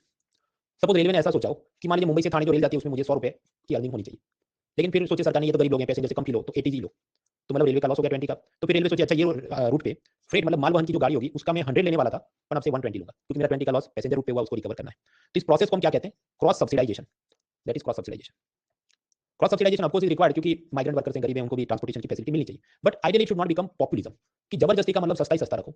तो मोदी सरकार ने अब ऐसा किया है। पहले ये था कि सीनियर सिटीजन हो उनको डिस्काउंट मिले, फिर स्पोर्ट्स कोटे वाले को डिस्काउंट मिले, फिर इसको डिस्काउंट मिले, उसको डिस्काउंट मिले, तो बहुत सारे ऐसे जो डिस्काउंट थे वो सरकार ने बंद कर दिए to make the railway more profitable. फिर एक कंसेप्ट समझना, ऑपरेटिंग रेशियो। मान लीजिए रेलवे के खर्चे हुए 98 रुपीज, जो भी उसमें डीजल लगता है, जो ड्राइवर को सैलरी देनी है, सिक्योरिटी गार्ड्स हैं वगैरह, और रेलवे को ऑपरेटिंग रेवेन्यू या इनकम आमदनी हुई 100 रुपीज, तो रेलवे का प्रॉफिट कितना हुआ। अब समझो, इनकम है 100, एक्सपेंस है 98, तो मतलब प्रॉफिट हुआ 2 रुपीज का, जो कि कोई बहुत बड़ी रकम तो नहीं, सिर्फ 2 रुपी प्रॉफिट है। लेकिन वो उसको दिखाएंगे कैसे कि हमारा ऑपरेटिंग रेशियो है 98%। तब 98% सोच के हाथ दिलाइए तो कैट आईएम का परसेंटाइल है, नहीं भाई, ये ऐसा दिखा 98% मींस व्हाट, कि इनका सिर्फ 2% प्रॉफिट है, और गवर्नमेंट का टारगेट है कि इसे हमने इंप्रूव करके 95 करना है। मतलब क्या, कि हमें 5 रुपये का प्रॉफिट आना चाहिए, अगर 95 करते हैं तो 100 रुपये का इनकम होना चाहिए। तो यहाँ पर भी वो आप याद करो, कैपिटल आउटपुट रेशियो के अंदर पिलर 4 डी याद करो, जीडीपी, कैपिटल आउटपुट रेशियो के अंदर हाई नंबर हो तो वो असल में सैड स्माइल होगा, इधर भी ऐसा है, हाई नंबर है तो वो सैड स्माइल है। क्या पहले ये था कि सपोज एक नया रूट बनाए, मान लीजिए राजस्थान से महाराष्ट्र, तो क्या वो बनाना चाहिए, उधर पटरी बिछानी चाहिए, रेल चलानी चाहिए, तो गवर्नमेंट मतलब रेलवे मिनिस्ट्री उसका सब रिटर्न ऑन इन्वेस्टमेंट सोचेगी कि प्रोजेक्ट जो करेंगे उसमें कम से कम 12% प्रॉफिट दिखेगा तो हम ये रेलवे ट्रैक लगाएंगे, वरना ये नहीं करेंगे। सो दैट इज दैट। पर फिर इन्होंने सोचा कि देखो नॉर्थ ईस्ट नक्सल प्रभावित left wing extremism affected areas, वहां तो जरूरी नहीं है कि हर एक आप ट्रैक बिछाओ 12% प्रॉफिट हो जाए, क्योंकि लोग गरीब हैं, इतना रेल में ट्रैवल नहीं करते, पॉपुलेशन डेंसिटी नॉर्थ ईस्ट में कम है, तो स्वाभाविक भीड़ कम होगी। But it is required for national integration and strategic security of India. उसी तरह कुछ ऐसे रूट जहां पर उनको ट्रैफिक और एयर पॉल्यूशन बहुत ज्यादा, उसके चलते उनको लगे कि थोड़े और रूट्स होंगे तो डिकंजेस्ट हो जाएगा। तो फिर ऐसे रूट्स पे भले 2 to 3% प्रॉफिट का स्कोप क्यों ना हो, फिर भी हम उसको परमिट करेंगे, वो रेलवे ट्रैक कंस्ट्रक्ट करेंगे। तो ये जो नया इकोनॉमिक मॉडल बना, इसको कहते हैं modified internal modified economic internal rate of return. तो क्या कहना चाहते हैं, normally railway wants 12% profit from every route, पर अगर नहीं भी हो रहा है तो 2 to 3% वाला भी होगा तो भी कर देंगे, अगर नॉर्थ ईस्ट नक्सल प्रभावित एरिया वगैरह में है। आप कहेंगे कि तुमने अभी तो बोला कि इनको सिर्फ 2 रुपए का या 2% प्रॉफिट हो रहा है, और अभी तुम बोल रहे हो 12% हो रहा है, ये तो कैसे संभव है भाई। आप समझो, ये जो 12% प्रॉफिट है वो पूरा लाइफ साइकिल में सोचता होगा ना, कि ये रेलवे ट्रैक बनेगा तो 1 साल का तो काम नहीं है, वो तो एक बार बना तो 10 साल चलेगा, तब तक में हमारा इतना रिकवरी है कि नहीं, they will speak like that. जब हम बात करते हैं ऑपरेटिंग रेशियो की, तो वो तो ईयरली बेसिस पे हम कैलकुलेट करते हैं, तो खिचड़ी मत करना, देखो इधर तुमने हाई बोला उधर तुमने अलग नंबर बोला, वो कंसेप्ट अलग है। इसके बाद और भी चीजें हैं वो रेलवे रिफॉर्म्स के बारे में, पर वो आराम से हमको समझनी है। So until then let us take a break. तब तक आप ये पीवाईक्यू ट्राई करिए, ब्रेक फॉर 5 मिनट्स।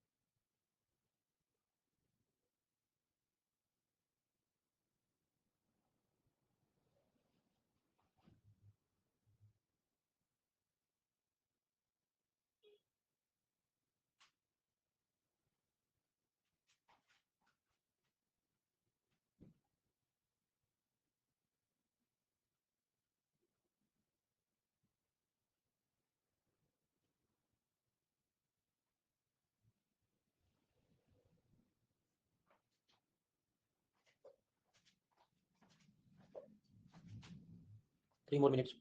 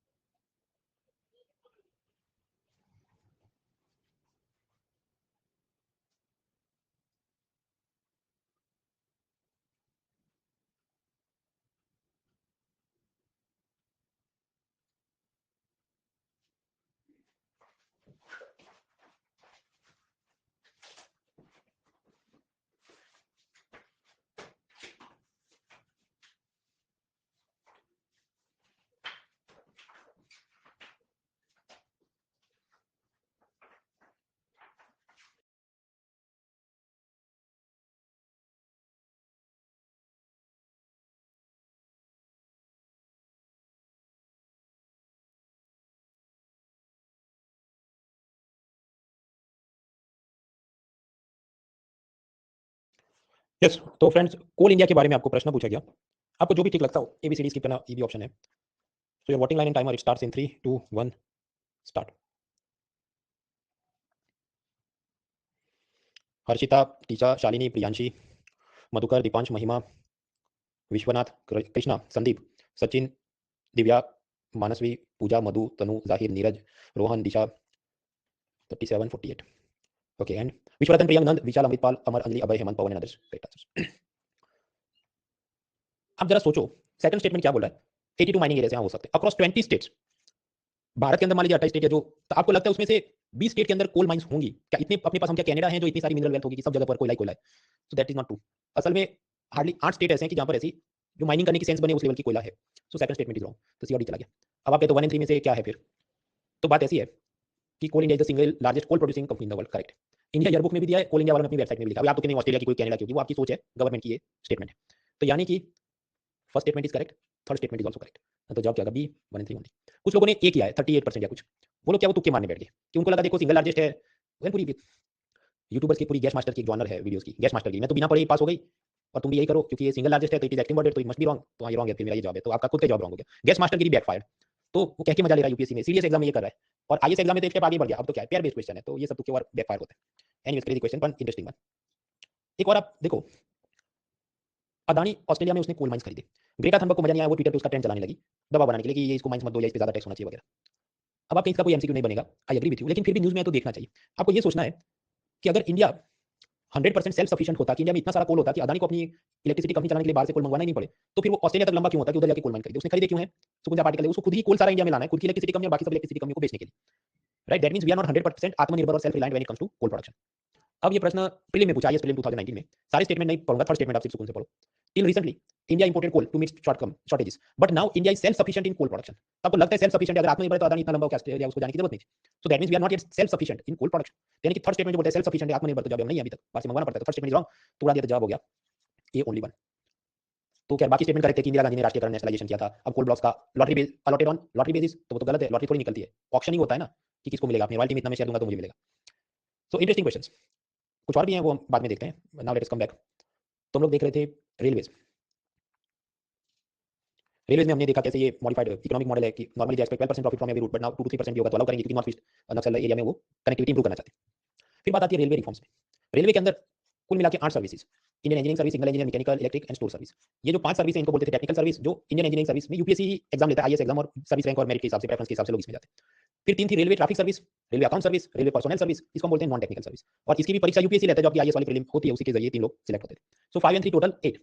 फिर सरकार ने कहा नहीं, ये तो इतनी सारी सर्विसेज हैं तो inter departmental rivalry, ego clash, एक दूसरे की मदद नहीं करे, ये सब होता है। फिर यहाँ पर कई बार क्या होगा कि मान लीजिए ये सिग्नल और स्टोर इंजीनियर्स हैं, वहाँ तो मान लीजिए 3 लोगों की वैकेंसी हो, तो रिक्रूटमेंट रेगुलरली हो नहीं, because they may be low profile services. As a result what will happen, जो पिरामिड होते हैं वो ऐसे बन जाएंगे कि इनका कोई आदमी आगे प्रमोशन होकर कोई बड़ा डेप्यूटी जनरल मैनेजर बन जाए या जनरल मैनेजर बन जाए, रेलवे का वो होगा नहीं। And that creates new set of problems. तो मैन पावर प्लानिंग में मजा नहीं। तो इसलिए सरकार ने सोचा देखो ये सारे 8 सर्विस मर्ज कर देते हैं और उसकी जगह जैसे पुलिस का सिर्फ एक सर्विस आईपीएस, ऐसा इधर एक सर्विस हो, इंडियन रेलवेज मैनेजमेंट सर्विस, जिसको हम कहेंगे IRMS, so that better coordination, efficient man power planning, ये सब में मदद मिलेगी। सो दैट इज आईआरएमएस। उसमें भी फिर आगे यूपीएससी कौन सा आईएएस मिलेगी, आईएएस मिलेगी, वो कंट्रोवर्सी चलती रहती है, बट दैट इज एवरीथिंग। ये जो मर्जर किया गया 8 सर्विसेज का, तो तकलीफ क्या होगी? जो पुराने एग्जिस्टिंग ऑफिसर है उनको लगे मेरी सीनियरिटी और प्रमोशन का क्या। दूसरा कंट्रोवर्सी ये भी चलता है कि देखो इलेक्ट्रिक और मैकेनिकल डिपार्टमेंट है, तो उसमें आप कोई बीकॉम वाले को बिठा नहीं सकते, वो तो स्पेशल सर्विस है, तो उसको आपने अकाउंट सर्विस के साथ क्यों मर्ज कर दिया? सरकार ने रेलवे रिफॉर्म के लिए विवेक देबरॉय कमेटी बनाई थी। उसने ऐसा कहा था कि मर्जर करो तो 8 का 2 कर दो, कि technical service and non technical service, ऐसी 2 सर्विस होनी चाहिए, 8 सर्विस नहीं रखी। पर इन्होंने क्या किया, 2 भी नहीं, सिर्फ एक ही रखो। तो वो मेरा over simplification and it will create problems. क्या वो तो असल में रिक्रूटमेंट और फिर ट्रेनिंग और पोस्टिंग और वो सब हो, फिर पता चले कैसे हो रहा है। नॉर्मल कंपनी में आप जानते हैं क्या होता है, बोर्ड ऑफ डायरेक्टर, जिसके अंदर एक उसका चेयरमैन होता है, फिर एक मैनेजिंग डायरेक्टर होता है, जस्ट लाइक कि भारत में प्रेसिडेंट होता है, प्राइम मिनिस्टर होता है। तो रेलवे के अंदर बिजनेस डिसीजन का टॉप मोस्ट होता है रेलवे बोर्ड, पर वहां पर सब ब्यूरोक्रेटिक स्ट्रक्चर, एक चेयरमैन होगा, रेलवे सर्विस के सब ऑफिसर्स होंगे और मीटिंग करेंगे ये सोचने के लिए कि अगली मीटिंग की क्या डेट रखनी है, उसकी मीटिंग कर लेते हैं। तो कॉर्पोरेट स्टाइल से एफिशिएंटली कोई काम होता नहीं था। इसलिए अब गवर्नमेंट ने रिफॉर्म दिया कि देखो अब से रेलवे के अंदर रेलवे बोर्ड तो होगा टॉप पे, पर उसका जो चेयरमैन है उसको आपसे बोलेंगे सीईओ, उसके नीचे 4 फंक्शनल मेंबर होंगे, वो रेलवे का सब उनको ज्ञान हो, मैकेनिकल, इलेक्ट्रिकल इंजीनियर, और कुछ इंडिपेंडेंट फाइनेंशियल एक्सपर्ट एमबीए वाले, वो सब भी बिठाएंगे ताकि कॉर्पोरेट स्टाइल में काम हो सके। So restructuring of the railway board has been done. खैर, तो रेलवे ईयरबुक इन्फॉर्मेशन वो आप खुद से पढ़ेंगे, हैंडआउट में दिया, क्रॉस सब्सिडाइजेशन देखा, पर्सनल रिफॉर्म मर्जर हो गया, 8 सर्विसेज का वो देखा। फिर आगे मुद्दा आता है सरकारी रेलवे पटरी पर टाटा की निजी ट्रेन दौड़ाएंगे, private train operators on railway. देखिए जो हाईवे है इट इज सरकारी, बट प्राइवेट गाड़ी दौड़ सकती है। रेलवे का जो ट्रैक है इट इज सरकारी, it is owned by government, पर उस पे क्या टाटा अपनी ट्रेन दौड़ा सकते हैं? पहले अलाउ नहीं था, अभी अलाउ होगा। सो that is the next topic.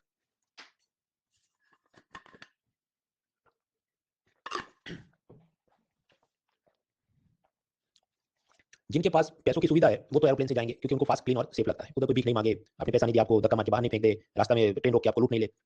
वगैरह। सो देन गवर्नमेंट डिसाइडेड कि देखो रेलवे को कंपटीशन में रखना है तो हमें भी कुछ प्रीमियम ट्रेन लॉन्च करनी चाहिए, जैसे तेजस, वंदे भारत, उदय, ये सब में भी एरोप्लेन टाइप ऑफ फैसिलिटी, ये अपने आप ये उसका गेट बंद हो जाएगा, फिर इसको खोल के कोई चढ़ नहीं सकता। उसके अंदर जो रेलवे के कमांडो होते हैं उनके पास मशीन गन होती है, पिस्तौल होती है। सो टोटली से उधर भीख मांगने आ जाए, गंदगी फैलाए, no, and even service is like aeroplane में जो आपको मिलती है, खाना देंगे पैक करके, clean washrooms and everything. But तकलीफ इसमें दो है, ये जो वंदे भारत वगैरह ट्रेन होगी तो उसके तो मतलब किराए समझो 800 से 1500 की ticket even for short distance हो सकती है। अब दूसरा मान लीजिए वंदे भारत ट्रेन बनने में 5 करोड़ रुपए लगे, तो हर रूट पे तो वो ऐसी ट्रेन दौड़ा नहीं सकता। तो गवर्नमेंट ने सोचा कि हमें ऐसे Vande Bharat type premium train increase करने हैं, but we do not have money to run this many trains. तो टाटा को बोल दिया, आप ही ट्रेन चलाओ, अपनी बना लेना, लोन से पैसा लो, ट्रेन ऐसे बनाओ, फ्रांस स्विट्जरलैंड से मंगवा लो, चलाओ, पैसा कमाओ, हमें कुछ उसमें से शेयर दे देना। सो that is the concept, public private partnership model for private railways. वो ऐसा प्राइवेट प्लेयर जैसे टाटा, वो ट्रेन को खुद डिजाइन करे, उसको जैसा बनाना हो, जापान जैसा दिखा, स्विट्जरलैंड जैसा, उसको बिल्ड कराएगा, फाइनेंस मतलब वो उसके लोन शेयर आईपीओ से वो पैसा लाएगा, एंड ही विल ऑपरेट, वही उस ट्रेन को चलाएगा। तो ये हो गया DBFO model, design build finance operate model. इसके बारे में हम लोग आगे इन्वेस्टमेंट मॉडल मींस का जो लेक्चर होगा नेक्स्ट वीक उसमें समझेंगे। So Tata will run this train on सरकारी रेलवे ट्रैक, 35 ईयर्स का उसको कॉन्ट्रैक्ट मिलेगा। गवर्नमेंट की इसमें रिस्पांसिबिलिटी क्या होगी, टाइम टेबल डिसाइड करे, track signal, red signal, green वो, ताकि एक्सीडेंट नहीं हो जाए।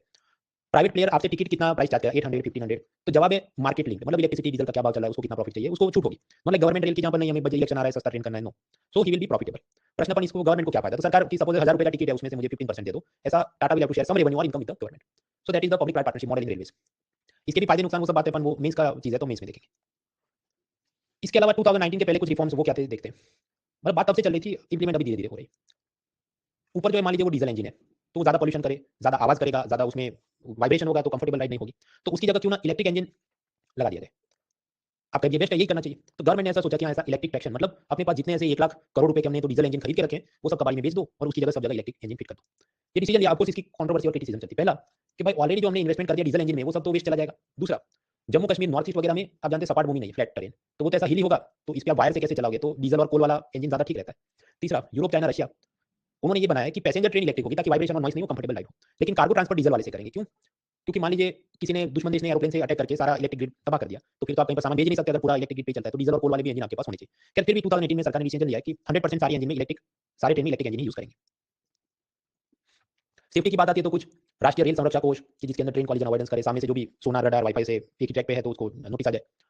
रेलवे क्रॉसिंग पे ट्रैक्टर जाता है, रेलवे फाटक नहीं होता, तभी ट्रेन आ जाती है, एक्सीडेंट हो जाता है, तो वो सबको भी हम बंद करेंगे। अनमैन्ड रेलवे क्रॉसिंग नहीं होनी चाहिए, या तो ब्रिज बना दो, नहीं तो वहां पर किसी चौकीदार को खड़ा कर देंगे। फिर कुछ क्लीशे मतलब वही घिसी-पिटी बातें जो हर साल होती हैं। डीआरडीओ का बायो टॉयलेट, वो ऐसा कि जो भी मल-मूत्र है उसको एनाएरोबिक मतलब विदाउट ऑक्सीजन वाले बैक्टीरिया से डिकंपोज करेंगे और वो सब गंदगी नहीं फैले, ऐसा सब हमारा एम है। National rail plan for India 2030, तो उसमें सब क्या बातें होगी कि रेलवे की स्पीड बढ़ाएंगे, इलेक्ट्रिक इंजन लगाएंगे, हाई स्पीड कॉरिडोर होंगे, ज्यादा रेलवे स्टेशन होंगे, सेफ्टी बढ़ाएंगे वगैरह वगैरह, वो सब हैंडआउट में दिया है। 2019 से पहले भी रेलवे ने क्या रिफॉर्म लिया वो भी मैंने हैंडआउट में दिया, पर वो आईएएस के लिए काम की नहीं, स्टेट सर्विस, सीडीएस, ईपीएफ वगैरह के लिए। यूनिगेज क्या होता है, सक्षम क्या है, अवतरण क्या है, यात्री मित्र सेवा, वैसे कोई आप एग्जाम दे रहे हैं तो देख लेना, अदरवाइज कोई चिंता करने की जरूरत नहीं। वंदे भारत क्या है, ट्रेन 18 असल में उसका टेक्निकल नाम है, चेन्नई में उसको बनाया गया। सबसे पहली ट्रेन न्यू दिल्ली से वाराणसी गई, मैक्सिमम 160 किलोमीटर की स्पीड वो हासिल कर सकती है, उससे भी ज्यादा। और भी ऐसी तेजस और गरीब रथ और रेल एक्सप्रेस वो सब है, वो आप हैंडआउट में देखना, पर नॉन आईएएस एग्जाम में ज्यादा काम किया, आईएएस में इतना काम का नहीं है। तो रेलवे के बारे में हम लोग देख रहे थे, पर्सोनल रिफॉर्म्स मतलब वो रेलवे सर्विस नॉट सर्विस का यूनिफिकेशन, बॉर्डर रिस्ट्रक्चरिंग हो गया, प्राइवेट ट्रेन हम अलाउ करेंगे, कंफर्ट है, वो एक उसका फायदा है। पर उसमें तकलीफ क्या हो सकती है मित्रों, ये इंडिगो, स्पाइस जेट, ये सब क्यों बर्बाद हुए aeroplane company, because of predatory pricing. मतलब जानबूझ के अपना टिकट एकदम लो बेचेंगे ताकि सामने अपना जो rival company Indigo, spice jet, उसको बर्बाद कर दे, लेकिन उस चक्कर में वो सबका खुद का लॉस हो गया एंड दे सफर। तो रेलवे में भी अगर आप प्राइवेट ट्रेन चलाओगे और अदानी अंबानी दोनों की ट्रेन चले, तो मेरा सस्ता रखता हूं, मेरा सस्ता और बर्बाद हो जाए, तो ऐसा भी डर लगता है। अगर एक्सीडेंट हो गया तो रिस्पांसिबल कौन होगा, प्राइवेट ट्रेन वाला बोलेगा नहीं वो तो आपके रेलवे मैनेजर जो है, इंजीनियर, उसने सिग्नल सही नहीं दिया था वगैरह, या फिर किसी वक्त कॉम्पेंसेशन यानी मुआवजा क्या कौन देगा। नॉर्मली जब भी रेल एक्सीडेंट होता है तो गवर्नमेंट पैसा देती है विक्टिम्स को, तो इधर किसकी रिस्पांसिबिलिटी होगी, तो ये सब उसकी कंट्रोवर्सी चलती रहती है। टिकट प्राइसिंग के दो कंसेप्ट समझे, ऑपरेटिंग रेशियो, वो जितना ज्यादा हाई होगा तो वो सैड स्माइली, हमारी जब 98 हो उसको 95 करेंगे तो हैप्पी स्माइली होगा। क्रॉस सब्सिडाइजेशन कंसेप्ट हमने समझा। फिर फिजिकल में इंफ्रास्ट्रक्चर में क्या, ये जो रेलवे की पटरी की विड्थ होती है, broad gauge, narrow gauge, metre gauge, तो स्वाभाविक है हर एक ट्रेन हर एक ट्रैक पे नहीं चल सकती, क्योंकि दो पहियों के बीच कितना अंतर है वो अलग हो जाएगा। तो भारत में जितने भी ये पटरी है वो सबका एक ही टाइप का विड्थ होना चाहिए, उसको हम क्या बोले, यूनिगेज प्रोजेक्ट। सेफ्टी के लिए कवच नाम का सब सॉफ्टवेयर सिस्टम है। नए ट्रेन में क्या इलेक्ट्रिक इंजन यूज करेंगे, तेजस, वंदे भारत, मेट्रो, ये सब चल रहा है। So that is the outline of what we have studied, बाकी तो जनरल नॉलेज काफी है, वो आप हैंडआउट में देखना। मेट्रो रेल पॉलिसी याद रखना, ये रेलवे मिनिस्ट्री ने नहीं बनाया है, ये ministry of housing and urban affairs ने, शहरी विकास मंत्रालय ने बनाया है। इसमें खास बातें क्या है, पहला, कोई भी जगह आंख बंद करके हर एक सिटी को मेट्रो ट्रेन नहीं देंगे, पहले कॉस्ट बेनिफिट एनालिसिस होगा कि भाई ये सिटी को मेट्रो की जगह अगर ज्यादा बस लगा दिए, ज्यादा ट्रेन लगा दिए तो कम होगा कि नहीं, अगर नहीं हुआ तो नया मेट्रो फिट करेंगे। दूसरा, ये स्टेट गवर्नमेंट की जिम्मेदारी होगी कि वो लैंड एक्विजिशन करे, मान लीजिए ये पूरा बना इधर भी जो छोटे छोटे दुकान वाले होंगे उनका जमीन लिया होगा सरकार ने, तो कौन लेके आएगा, वो स्टेट की रिस्पांसिबिलिटी होगी। मेट्रो ट्रेन मतलब वो अलग कैसे है, एक कि वो इलेक्ट्रिसिटी से चलता है, डीजल वाला यूजुअली वो नहीं होता, और दूसरा it is usually confined with in a city, कि सिर्फ दिल्ली मेट्रो तो दिल्ली तक चले, ऐसी वो बात हो, ऐसा नहीं कि दिल्ली में बैठे तो आपको अहमदाबाद पहुंचा देगा। अब ये मेट्रो ट्रेन बनाने के लिए पैसा कौन देगा, दो प्रकार के मॉडल हैं, एक तो 50-50, यूनियन आधा दे, स्टेट आधा दे। For example between Gandhinagar Ahmedabad there is a metro train developing, उसमें ये मॉडल है कि यूनियन 50 देगा, गुजरात स्टेट 50 देगा। या दूसरा हो सकता है पब्लिक प्राइवेट पार्टनरशिप, वो ऐसा कि सपोज यूपी में मान लीजिए ट्रेन चलानी हो, 40 रुपीज यूनियन दे, माफी स्टेट दे दे, 40 टाटा दे दे, तो हो गया 80। आपका अभी भी 20 तो कम पड़ रहा है, तो 20 रुपीज यूनियन दे देगा, उसे हम कहते हैं ग्रांट्स या viability gap fund. Viability gap fund कब जरूरत पड़ती है कि मान लीजिए ये ट्रेन बनाने के लिए 100 रुपए चाहिए, स्टेट कहने 40 दूंगा, टाटा का मैं 50 देता हूं, तो फिर भी मान लीजिए 10 कम पड़ गया, जितना भी ऐसा कम पड़ेगा पैसा वो यूनियन दे देगा, that is viability gap fund. वो सब हम मीन्स में और समझेंगे इन्वेस्टमेंट मॉडल में। मेट्रो ट्रेन भी अलग अलग प्रकार के होते हैं। एक नॉर्मल मेट्रो जो दिल्ली वगैरह में चलता है, उसका 1 किलोमीटर बिछाना है और साथ में जो ट्रेन चाहिए 200 करोड़ से ज्यादा पैसा चाहिए। बट सपोज कोई छोटा सा शहर हो, वहां पर तो इतना बड़ा तामझाम नहीं चाहिए, तो मेट्रो लाइट या मेट्रो नियो जो ऐसे स्मॉल साइज के ट्रेन होते हैं जो 70 करोड़ से 140 करोड़ में भी सब काम हो जाए, तो ऐसे मेट्रो लाइट और मेट्रो नियो टाइप के भी हम ट्रेन मॉडल एक्सप्लोर करेंगे, ऐसा बजट में बोला गया। फिर और भी बात है कि वंदे भारत ट्रेन दौड़ाएंगे, कवच जो सेफ्टी टेक्नोलॉजी की सिस्टम है, वन स्टेशन वन प्रोडक्ट, मतलब हर एक स्टेशन से कोई खास चीज उस डिस्ट्रिक्ट की एक्सपोर्ट हो रही है, वैसा सब लॉजिस्टिक इंफ्रास्ट्रक्चर डेवलप करें। पोस्ट और रेल नेटवर्क को इंटीग्रेट करेंगे ताकि अमेज़न, फ्लिपकार्ट वगैरह से जितना सामान जाता है वो बहुत सारा उसी रास्ते जाए, तो इनकम सरकार को हो जाए कुरियर डिलीवरी में। गति शक्ति कार्गो टर्मिनल, मल्टी मॉडल, मतलब रेलवे वहां से उतर के बस में बैठ गया, उधर से एरोप्लेन, ये सब कनेक्टिविटी करेंगे। देन सॉफ्टवेयर जो मैंने आपको बताया, ULIP unified logistic interface platform, मतलब समझिए उबर, मेक माई ट्रिप वगैरह में आपको जैसे कहां से कहां जा रहा है, कितना टाइम लगेगा, वो सब दिखा देता है। ऐसा ये सब प्लेटफॉर्म बने ओपन सोर्स टाइप का हो, ताकि सॉफ्टवेयर वाली की फी नहीं बनी पड़े जो भी स्टार्टअप डेवलपर है। जस्ट लाइक ये यूपीआई से आप ऐप बनाओ तो आप बना सकते हो, मनी ट्रांसफर का ऐप, ऐसी बात है। श्रमिक एक्सप्रेस क्या था, कोरोना में मजदूरों की घर वापसी। वंदे भारत मिशन क्या था, कोरोना में बाहर के देशों से इंडियंस की वापस घर वापसी using the aeroplanes, air India. ऐसा भी कुछ और भी चला, ऑपरेशन गंगा, वो क्या है, यूक्रेन से भारतीयों की घर वापसी during this Russia Ukraine war. Train नाम या हाइपर लूप, मतलब ऐसा वैक्यूम ट्यूब के अंदर ये ट्रेन चलेगी, एल्यूमिनियम के पॉड होंगे, मैग्नेट या ऐसा कोई कंसेप्ट, वैक्यूम का कंसेप्ट हो, तो हाइपर लूप। वैसे इलॉन मस्क ये कुछ सोच रहा है उस कैलिफोर्निया या कहीं इंडिया में भी, पुणे या नासिक के आसपास आईआईटी वाले ऐसे फॉरेनर्स के साथ मिलकर एक्सपेरिमेंट करें। तो हमने सड़क ट्रांसपोर्ट के अंदर रेलवे का सब समझ लिया। उसके बाद अब आता है कि थोड़ा हवा में उड़ लेते हैं, जो कुछ लोग एग्जाम पास करने से पहले ही कर लेते हैं, देन दे थिंक कि डे वन से वो आईएएस बन गया, पर भाई पढ़ लो थोड़ा होशियारी मारने के पहले। देयर आर सम पीपल, खैर वो आपने असल जिंदगी में देखे होंगे। तो सिविल एविएशन मिनिस्ट्री, उसकी ईयरबुक इन्फॉर्मेशन और कुछ स्कीम से बहुत आसान है, अभी खत्म हो जाए।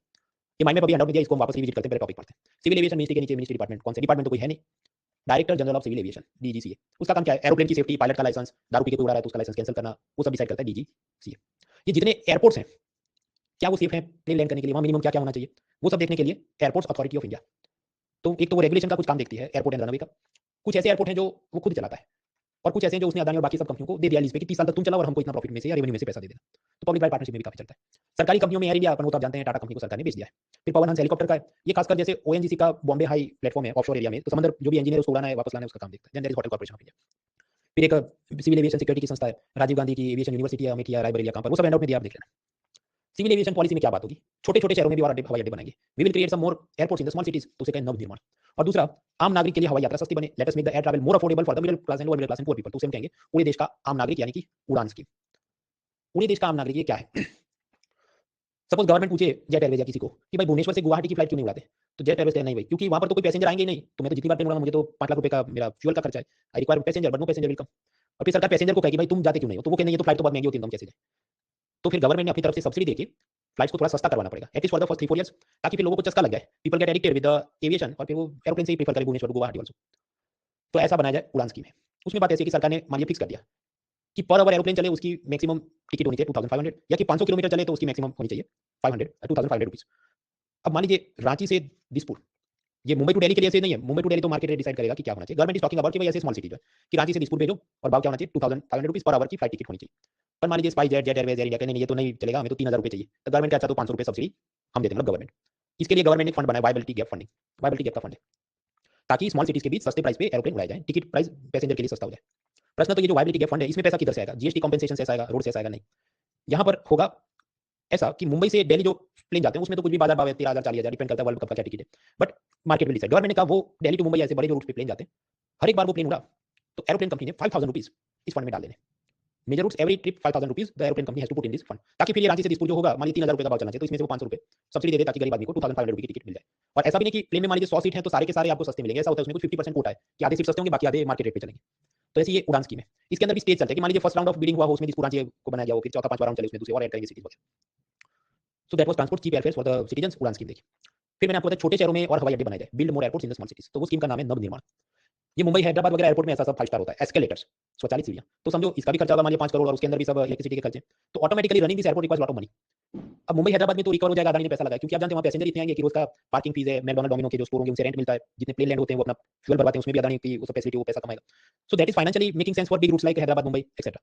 पर आप कहें कि अच्छा तो दिसपुर या कई बार ऐसे स्मॉल सिटी में ये करो तो उसमें पैसेंजर ही नहीं है कि रिकवरी हो पाए, इसलिए गवर्नमेंट ने सोचा कि ऐसे जो स्मॉल सिटीज हैं वहां पर हम बनाएंगे नो फ्रिल्स टाइप के एयरपोर्ट्स। नो फ्रिल्स मतलब तामझाम ज्यादा नहीं हो कि उधर ऐसी स्वचालित सीढ़ी एस्केलेटर नहीं होगा, उधर नॉर्मल सीढ़ी से आप चढ़ के जाओ, उधर जो आपका कार्गो आता है तो कन्वेयर बेल्ट से आपका सूटकेस आता है उठा लो, इधर ये भी नहीं होगा, तुम खुद से ही जाके निकालो उसमें से डिक्की में से वगैरह वगैरह। सो दैट इज नवनिर्माण, जिसमें ऐसे नो फ्रिल एयरपोर्ट बनाने के लिए गवर्नमेंट इनिशिएटिव्स लेगी। नए बजट में ये कहा कि ठीक है अभी और एयरपोर्ट बनाएंगे, वाटर एरोड्रोम बनाएंगे कि प्लेन सीधा पानी पे लैंड हो, एक ऐसी कार्टून सीरीज आती है मेरे ख्याल से थी, टेल्सपिन एक बलून नाम का पायलट हुआ ऐसा प्लेन सीधा लैंड, खैर और हेलीपोर्ट्स बनाएंगे। सो that is being done in the new budget. पर आप समझ इसमें एमसीक्यू तो क्या ही बन सकता है, तो कोई सेंस नहीं है। फिर तो जब भी आप एयरपोर्ट पे जाते हैं, आपको 3-4 स्टेज पे सिक्योरिटी चेक होता है। फिर हर स्टेज के गए तुम अपना आधार कार्ड दिखाओ, प्लेन के टिकट के साथ मैच करेगा ये वो। So it is time consuming कि आपको 2 घंटे पहले ही जाना पड़े एयरपोर्ट पे। अननेसेसरी भीड़ भी ज़्यादा हो जाए, टाइम भी ज़्यादा जाए, दैट इज गोइंग ऑन। तो ये एयरपोर्ट अथॉरिटी ऑफ इंडिया ने कुछ बाकी एयरपोर्ट से मिलकर एक नॉट फॉर प्रॉफिट कंपनी बना दी कि हम ऐसी टेक्नोलॉजी करते हैं। डीजी यात्रा नाम का ऐप है, फेशियल रिकॉग्निशन टेक्नोलॉजी। वैसा आप ऐप डाउनलोड करो, आधार कार्ड के साथ लिंक करो, फिर आपने जो प्लेन का टिकट लिया उसमें बोर्डिंग पास होता है, उसको आप स्कैन करो, तो अपने आप वो सब मिला देगा। और फिर आप जो भी सेल्फी लेनी पड़े या फिर स्कैन कराना पड़े, फिर आप जाएंगे तो हर स्टेज पे 3-4 बार वो सीआईएसएफ जवान आपको रोकेगा, अच्छा दिखाओ पास मैच करूंगा आधार कार्ड के साथ, वो सीधा जाएगा क्योंकि मशीन अपने आप फाटक उसका जो गेट होता है वो खोल देगा bye checking your face on the CCTV camera. तो फास्टर ट्रैवल हो सके ऐसा दिल्ली में सब इन्होंने किया है, बाकी सिटी में भी धीरे-धीरे कर रहे हैं। सो दैट इज डीजी यात्रा। एविएशन सेक्टर की तकलीफें क्या है? एक तो इस पे टैक्स बहुत ज्यादा है, एविएशन टर्बाइन फ्यूल, आप जानते हैं petrol diesel aviation turbine fuel इन सब पे जीएसटी नहीं लगता, यूनियन टैक्स है, स्टेट का वैट लगता है, बहुत ज्यादा रहता है। प्रेडेटरी प्राइसिंग जो मैंने आपको बताया, ये जेट एयरवेज और स्पाइस जेट एक दूसरे को राइवल कंपनी को नुकसान करने के लिए below the cost price. Normally क्या होना चाहिए, cost price plus profit equal selling price, मतलब महंगा टिकट बेचना चाहिए ना आपका स्टाफ का सैलरी और पेट्रोल के खर्चे के बाद, पर ये उससे भी लॉस में बेचते हैं ताकि मेरा तो लॉस जाए पर सामने वाले का भी लॉस जाए, राइवल कंपनी का। इसके चलते बर्बाद है, that concept is called predatory pricing. अब क्या लॉस में चलते हैं तो अपने एयरक्राफ्ट का जो रिपेयर मेंटेनेंस करना चाहिए वो करते नहीं। कई बार आप नेगेटिव न्यूज़ देखते हैं कि वो उसका टायर फूट गया, प्लेन लैंड होते वक्त दिक्कत आ गई, passenger safety is compromised, engine fail हो गया। सरकारी जो एयर इंडिया थी वो भी लॉस में चली थी और फिर टाटा को बेची। So we are looking at civil aviation, ministry देख लिया, उड़ान स्कीम पुअर पीपल को सस्ता टिकट मिले, नवनिर्माण छोटे शहरों में एयरपोर्ट बनाएंगे। अब बात करते हैं ड्रोन्स की। तो ड्रोन में आपको क्या लगता है? भारत का जो पूरा नक्शा है उसने गवर्नमेंट ने उसको 3 एरिया में डिवाइड किया। रेड जोन कि सपोज प्राइम मिनिस्टर का जो हाउस है उसके ऊपर आप ड्रोन नहीं उड़ा सकते। येलो जोन मान लीजिए कोई ऐसा और एरिया हो परमिशन के साथ आप उड़ा सकते हैं। और ग्रीन जोन बाकी सब इंडिया की, सपोज वेडिंग फोटोग्राफी है, एक्सवाइजेड करना है तब उड़ा सकते हैं। तो फिर हर एक ड्रोन ओनर ने अपना ड्रोन रजिस्टर कराए और फिर वो ऐसी ऐप होगी सरकारी ड्रोन रेगुलेशन के लिए, सिविल मिनिस्ट्री की, सिविल एविएशन मिनिस्ट्री की, वहां पर अपना फ्लाइट प्लान जीपीएस कोऑर्डिनेशन डाल दे और अपने आप उसको एसएफ या रिजेक्ट हो जाएगा। पीएम के ऊपर वो करेगा कि उधर से उड़ाना है तो रिजेक्ट हो जाए। If flight plan not approved then drone will not take off. So that is drone regulation. आपको इसके अंदर भी चिंताएं होती है कि जो नॉर्मल है वो तो बराबर है, पर कोई उसने सॉफ्टवेयर हैक कर दिया है, चाइना से ऐसा बदमाश टाइप का ड्रोन इंपोर्ट किया है, then what to do. But क्या गवर्नमेंट ने ड्रोन इंपोर्ट को वैसे ही बैन किया है, बट स्मगलिंग वगैरह से हो सकता है। Those are challenges. अभी वो आप जानते हैं रेड सी, उधर वो सब हाउथी रेबल्स हैं, वो ऐसे ड्रोन की मदद से भारत की शिप पे अटैक करते हैं, तो these are the challenges. Corona के दौरान कुछ जगह पूरी बिल्डिंग को क्वारंटीन किया गया और उधर जो लोग हैं उनको फिर मेडिसिन और खाना पहुंचाना है, कैसे पहुंचाओगे? तो छत के ऊपर ही ड्रोन से लैंडिंग करा दो। तो ऐसी सब फास्ट ट्रैक परमिशन चाहिए, तो उसके लिए सरकार ने बनाया गरुड़ पोर्टल, गरुड़ पोर्टल। फिर इकोनॉमिक सर्वे ने कहा कि हाँ ये जो सरकार ने सभी रजिस्ट्रेशन और सब नए रिफॉर्म लिए हैं ड्रोन के, वो बहुत ही जोरदार है, पर उसका कोई एमसीक्यू बनता नहीं। पर क्या उसने बोला 2022 बजट में ये बोला था किसान ड्रोन को डेवलप करेंगे ताकि जो फार्म में पेस्टिसाइड फर्टिलाइजर ये सब डालना है वो प्रिसीजन से डाला जा सके। ड्रोन ट्रेनिंग हम आईटीआई के कोर्सेज कराएंगे। ड्रोन एज अ सर्विस, मान लीजिए ये ड्रोन 7 लाख का है तो क्या सबने खरीदना है? नहीं, आप उसको रेंट पे ले लो और फिर वापस रिटर्न कर दो, तो मतलब ड्रोन रेंटल सर्विस को प्रमोट करेंगे। इंपोर्टेड ड्रोन पे बैन किया वगैरह और भी चीजें हैंडआउट में देखना। इसके बाद जो आता है कल्चर मिनिस्ट्री और टूरिज्म मिनिस्ट्री, उसके नीचे कौन से डिपार्टमेंट और ये संगीत ललित नाटक अकेडमी वगैरह, वो जो भी आप हैंडआउट में देख लेना, ये आपका होमवर्क होगा, कल्चर मिनिस्ट्री टूरिज्म मिनिस्ट्री। धर्मशाला डिक्लेरेशन वो हिमाचल प्रदेश में है, टूरिज्म मिनिस्ट्री ने कि भारत में टूरिज्म को डेवलप करेंगे, इतने बिलियन का टूरिस्ट आना चाहिए, इनकम होना चाहिए, फिल्म शूटिंग का टूरिज्म, मेडिकल टूरिज्म, मतलब अमेरिका में अगर ट्रीटमेंट सर्जरी का कॉस्ट महंगा इधर आओ हम करा देंगे, वो सब बातें यू टूरिज्म क्लब कर लेंगे वगैरह। फिर ये जो हेरिटेज एंड पिलग्रिमेज धार्मिक शहर हैं वहां पर CCTV, gardens, drinking water, public toilets, roads, ये सब फैसिलिटी को बेहतर किया जाए, उसके लिए 2 स्कीम है। एक है प्रसाद और दूसरा है हृदय। एक टूरिज्म मिनिस्ट्री चलाए, अर्बन डेवलपमेंट मिनिस्ट्री चलाए, पर ये पुराने वाली स्कीम है जब मोदी सरकार पहली बार आई थी। दिए इसलिए कि कम से कम एक लाइन में तो पता होना चाहिए प्रसाद और हृदय क्या है, ऐसे सब सिटी डेवलपमेंट की स्कीम्स है। बाकी ये tourism, culture, museum, infrastructure, self explanatory, ये सब हैंडआउट में देख लेना कहाँ-कहाँ क्या बन रहा है। लोथल में हड़प्पन एज का मेरीटाइम म्यूजियम बन रहा है। भारत के अंदर कोलकाता में जो म्यूजियम है वो सबसे पुराना है। ट्राइबल म्यूजियम रांची में बन रहा है। आजकल क्योंकि यूपीएससी को खुजली बनी मची ऐसा इंडिया ईयरबुक टाइप का पूछने की, तो वो सब मैंने आपको दिया, वो बीच में पढ़ के खत्म करो, 40 मिनट उसका वीडियो नहीं खींचना है। मित्रों बहुत सारे अपने जो प्राचीन ग्रंथ हैं, एंशिएंट टेक्स्ट, वो सब पेपर में होंगे, तो over a period of time वो सब डिग्रेड हो जाए तो उसको स्कैन करके हम अपलोड करेंगे और ऑनलाइन आप उसको पढ़ सकते हैं, तो जो भी हिस्ट्री कल्चर का रिसर्च कर रहा है उसको मदद मिले। तो ऐसा Bharat Shri digital museum for inscription वो करेंगे, ऐसा भी लेटेस्ट बजट में बोला। तो कुल मिला के ट्रांसपोर्टेशन में ये सारी चीजें हमने समझी, चाहे वाटर है, रोड है, रेलवे है, एयरवेज है। इसके बाद हम लोग जो नेक्स्ट टाइम मिलेंगे तो हाउसिंग इंफ्रास्ट्रक्चर, प्रधानमंत्री Awas Yojana, smart city, rurban mission, ये सब चीजें समझेंगे। फिर communication, IT infrastructure, 5G, space technology, वो सब देखेंगे। और वो जैसे ही खत्म होगा तो मीन्स के लिए इन्वेस्टमेंट मॉडल और बाकी जो भी general issue related to infrastructure वो हम देखेंगे।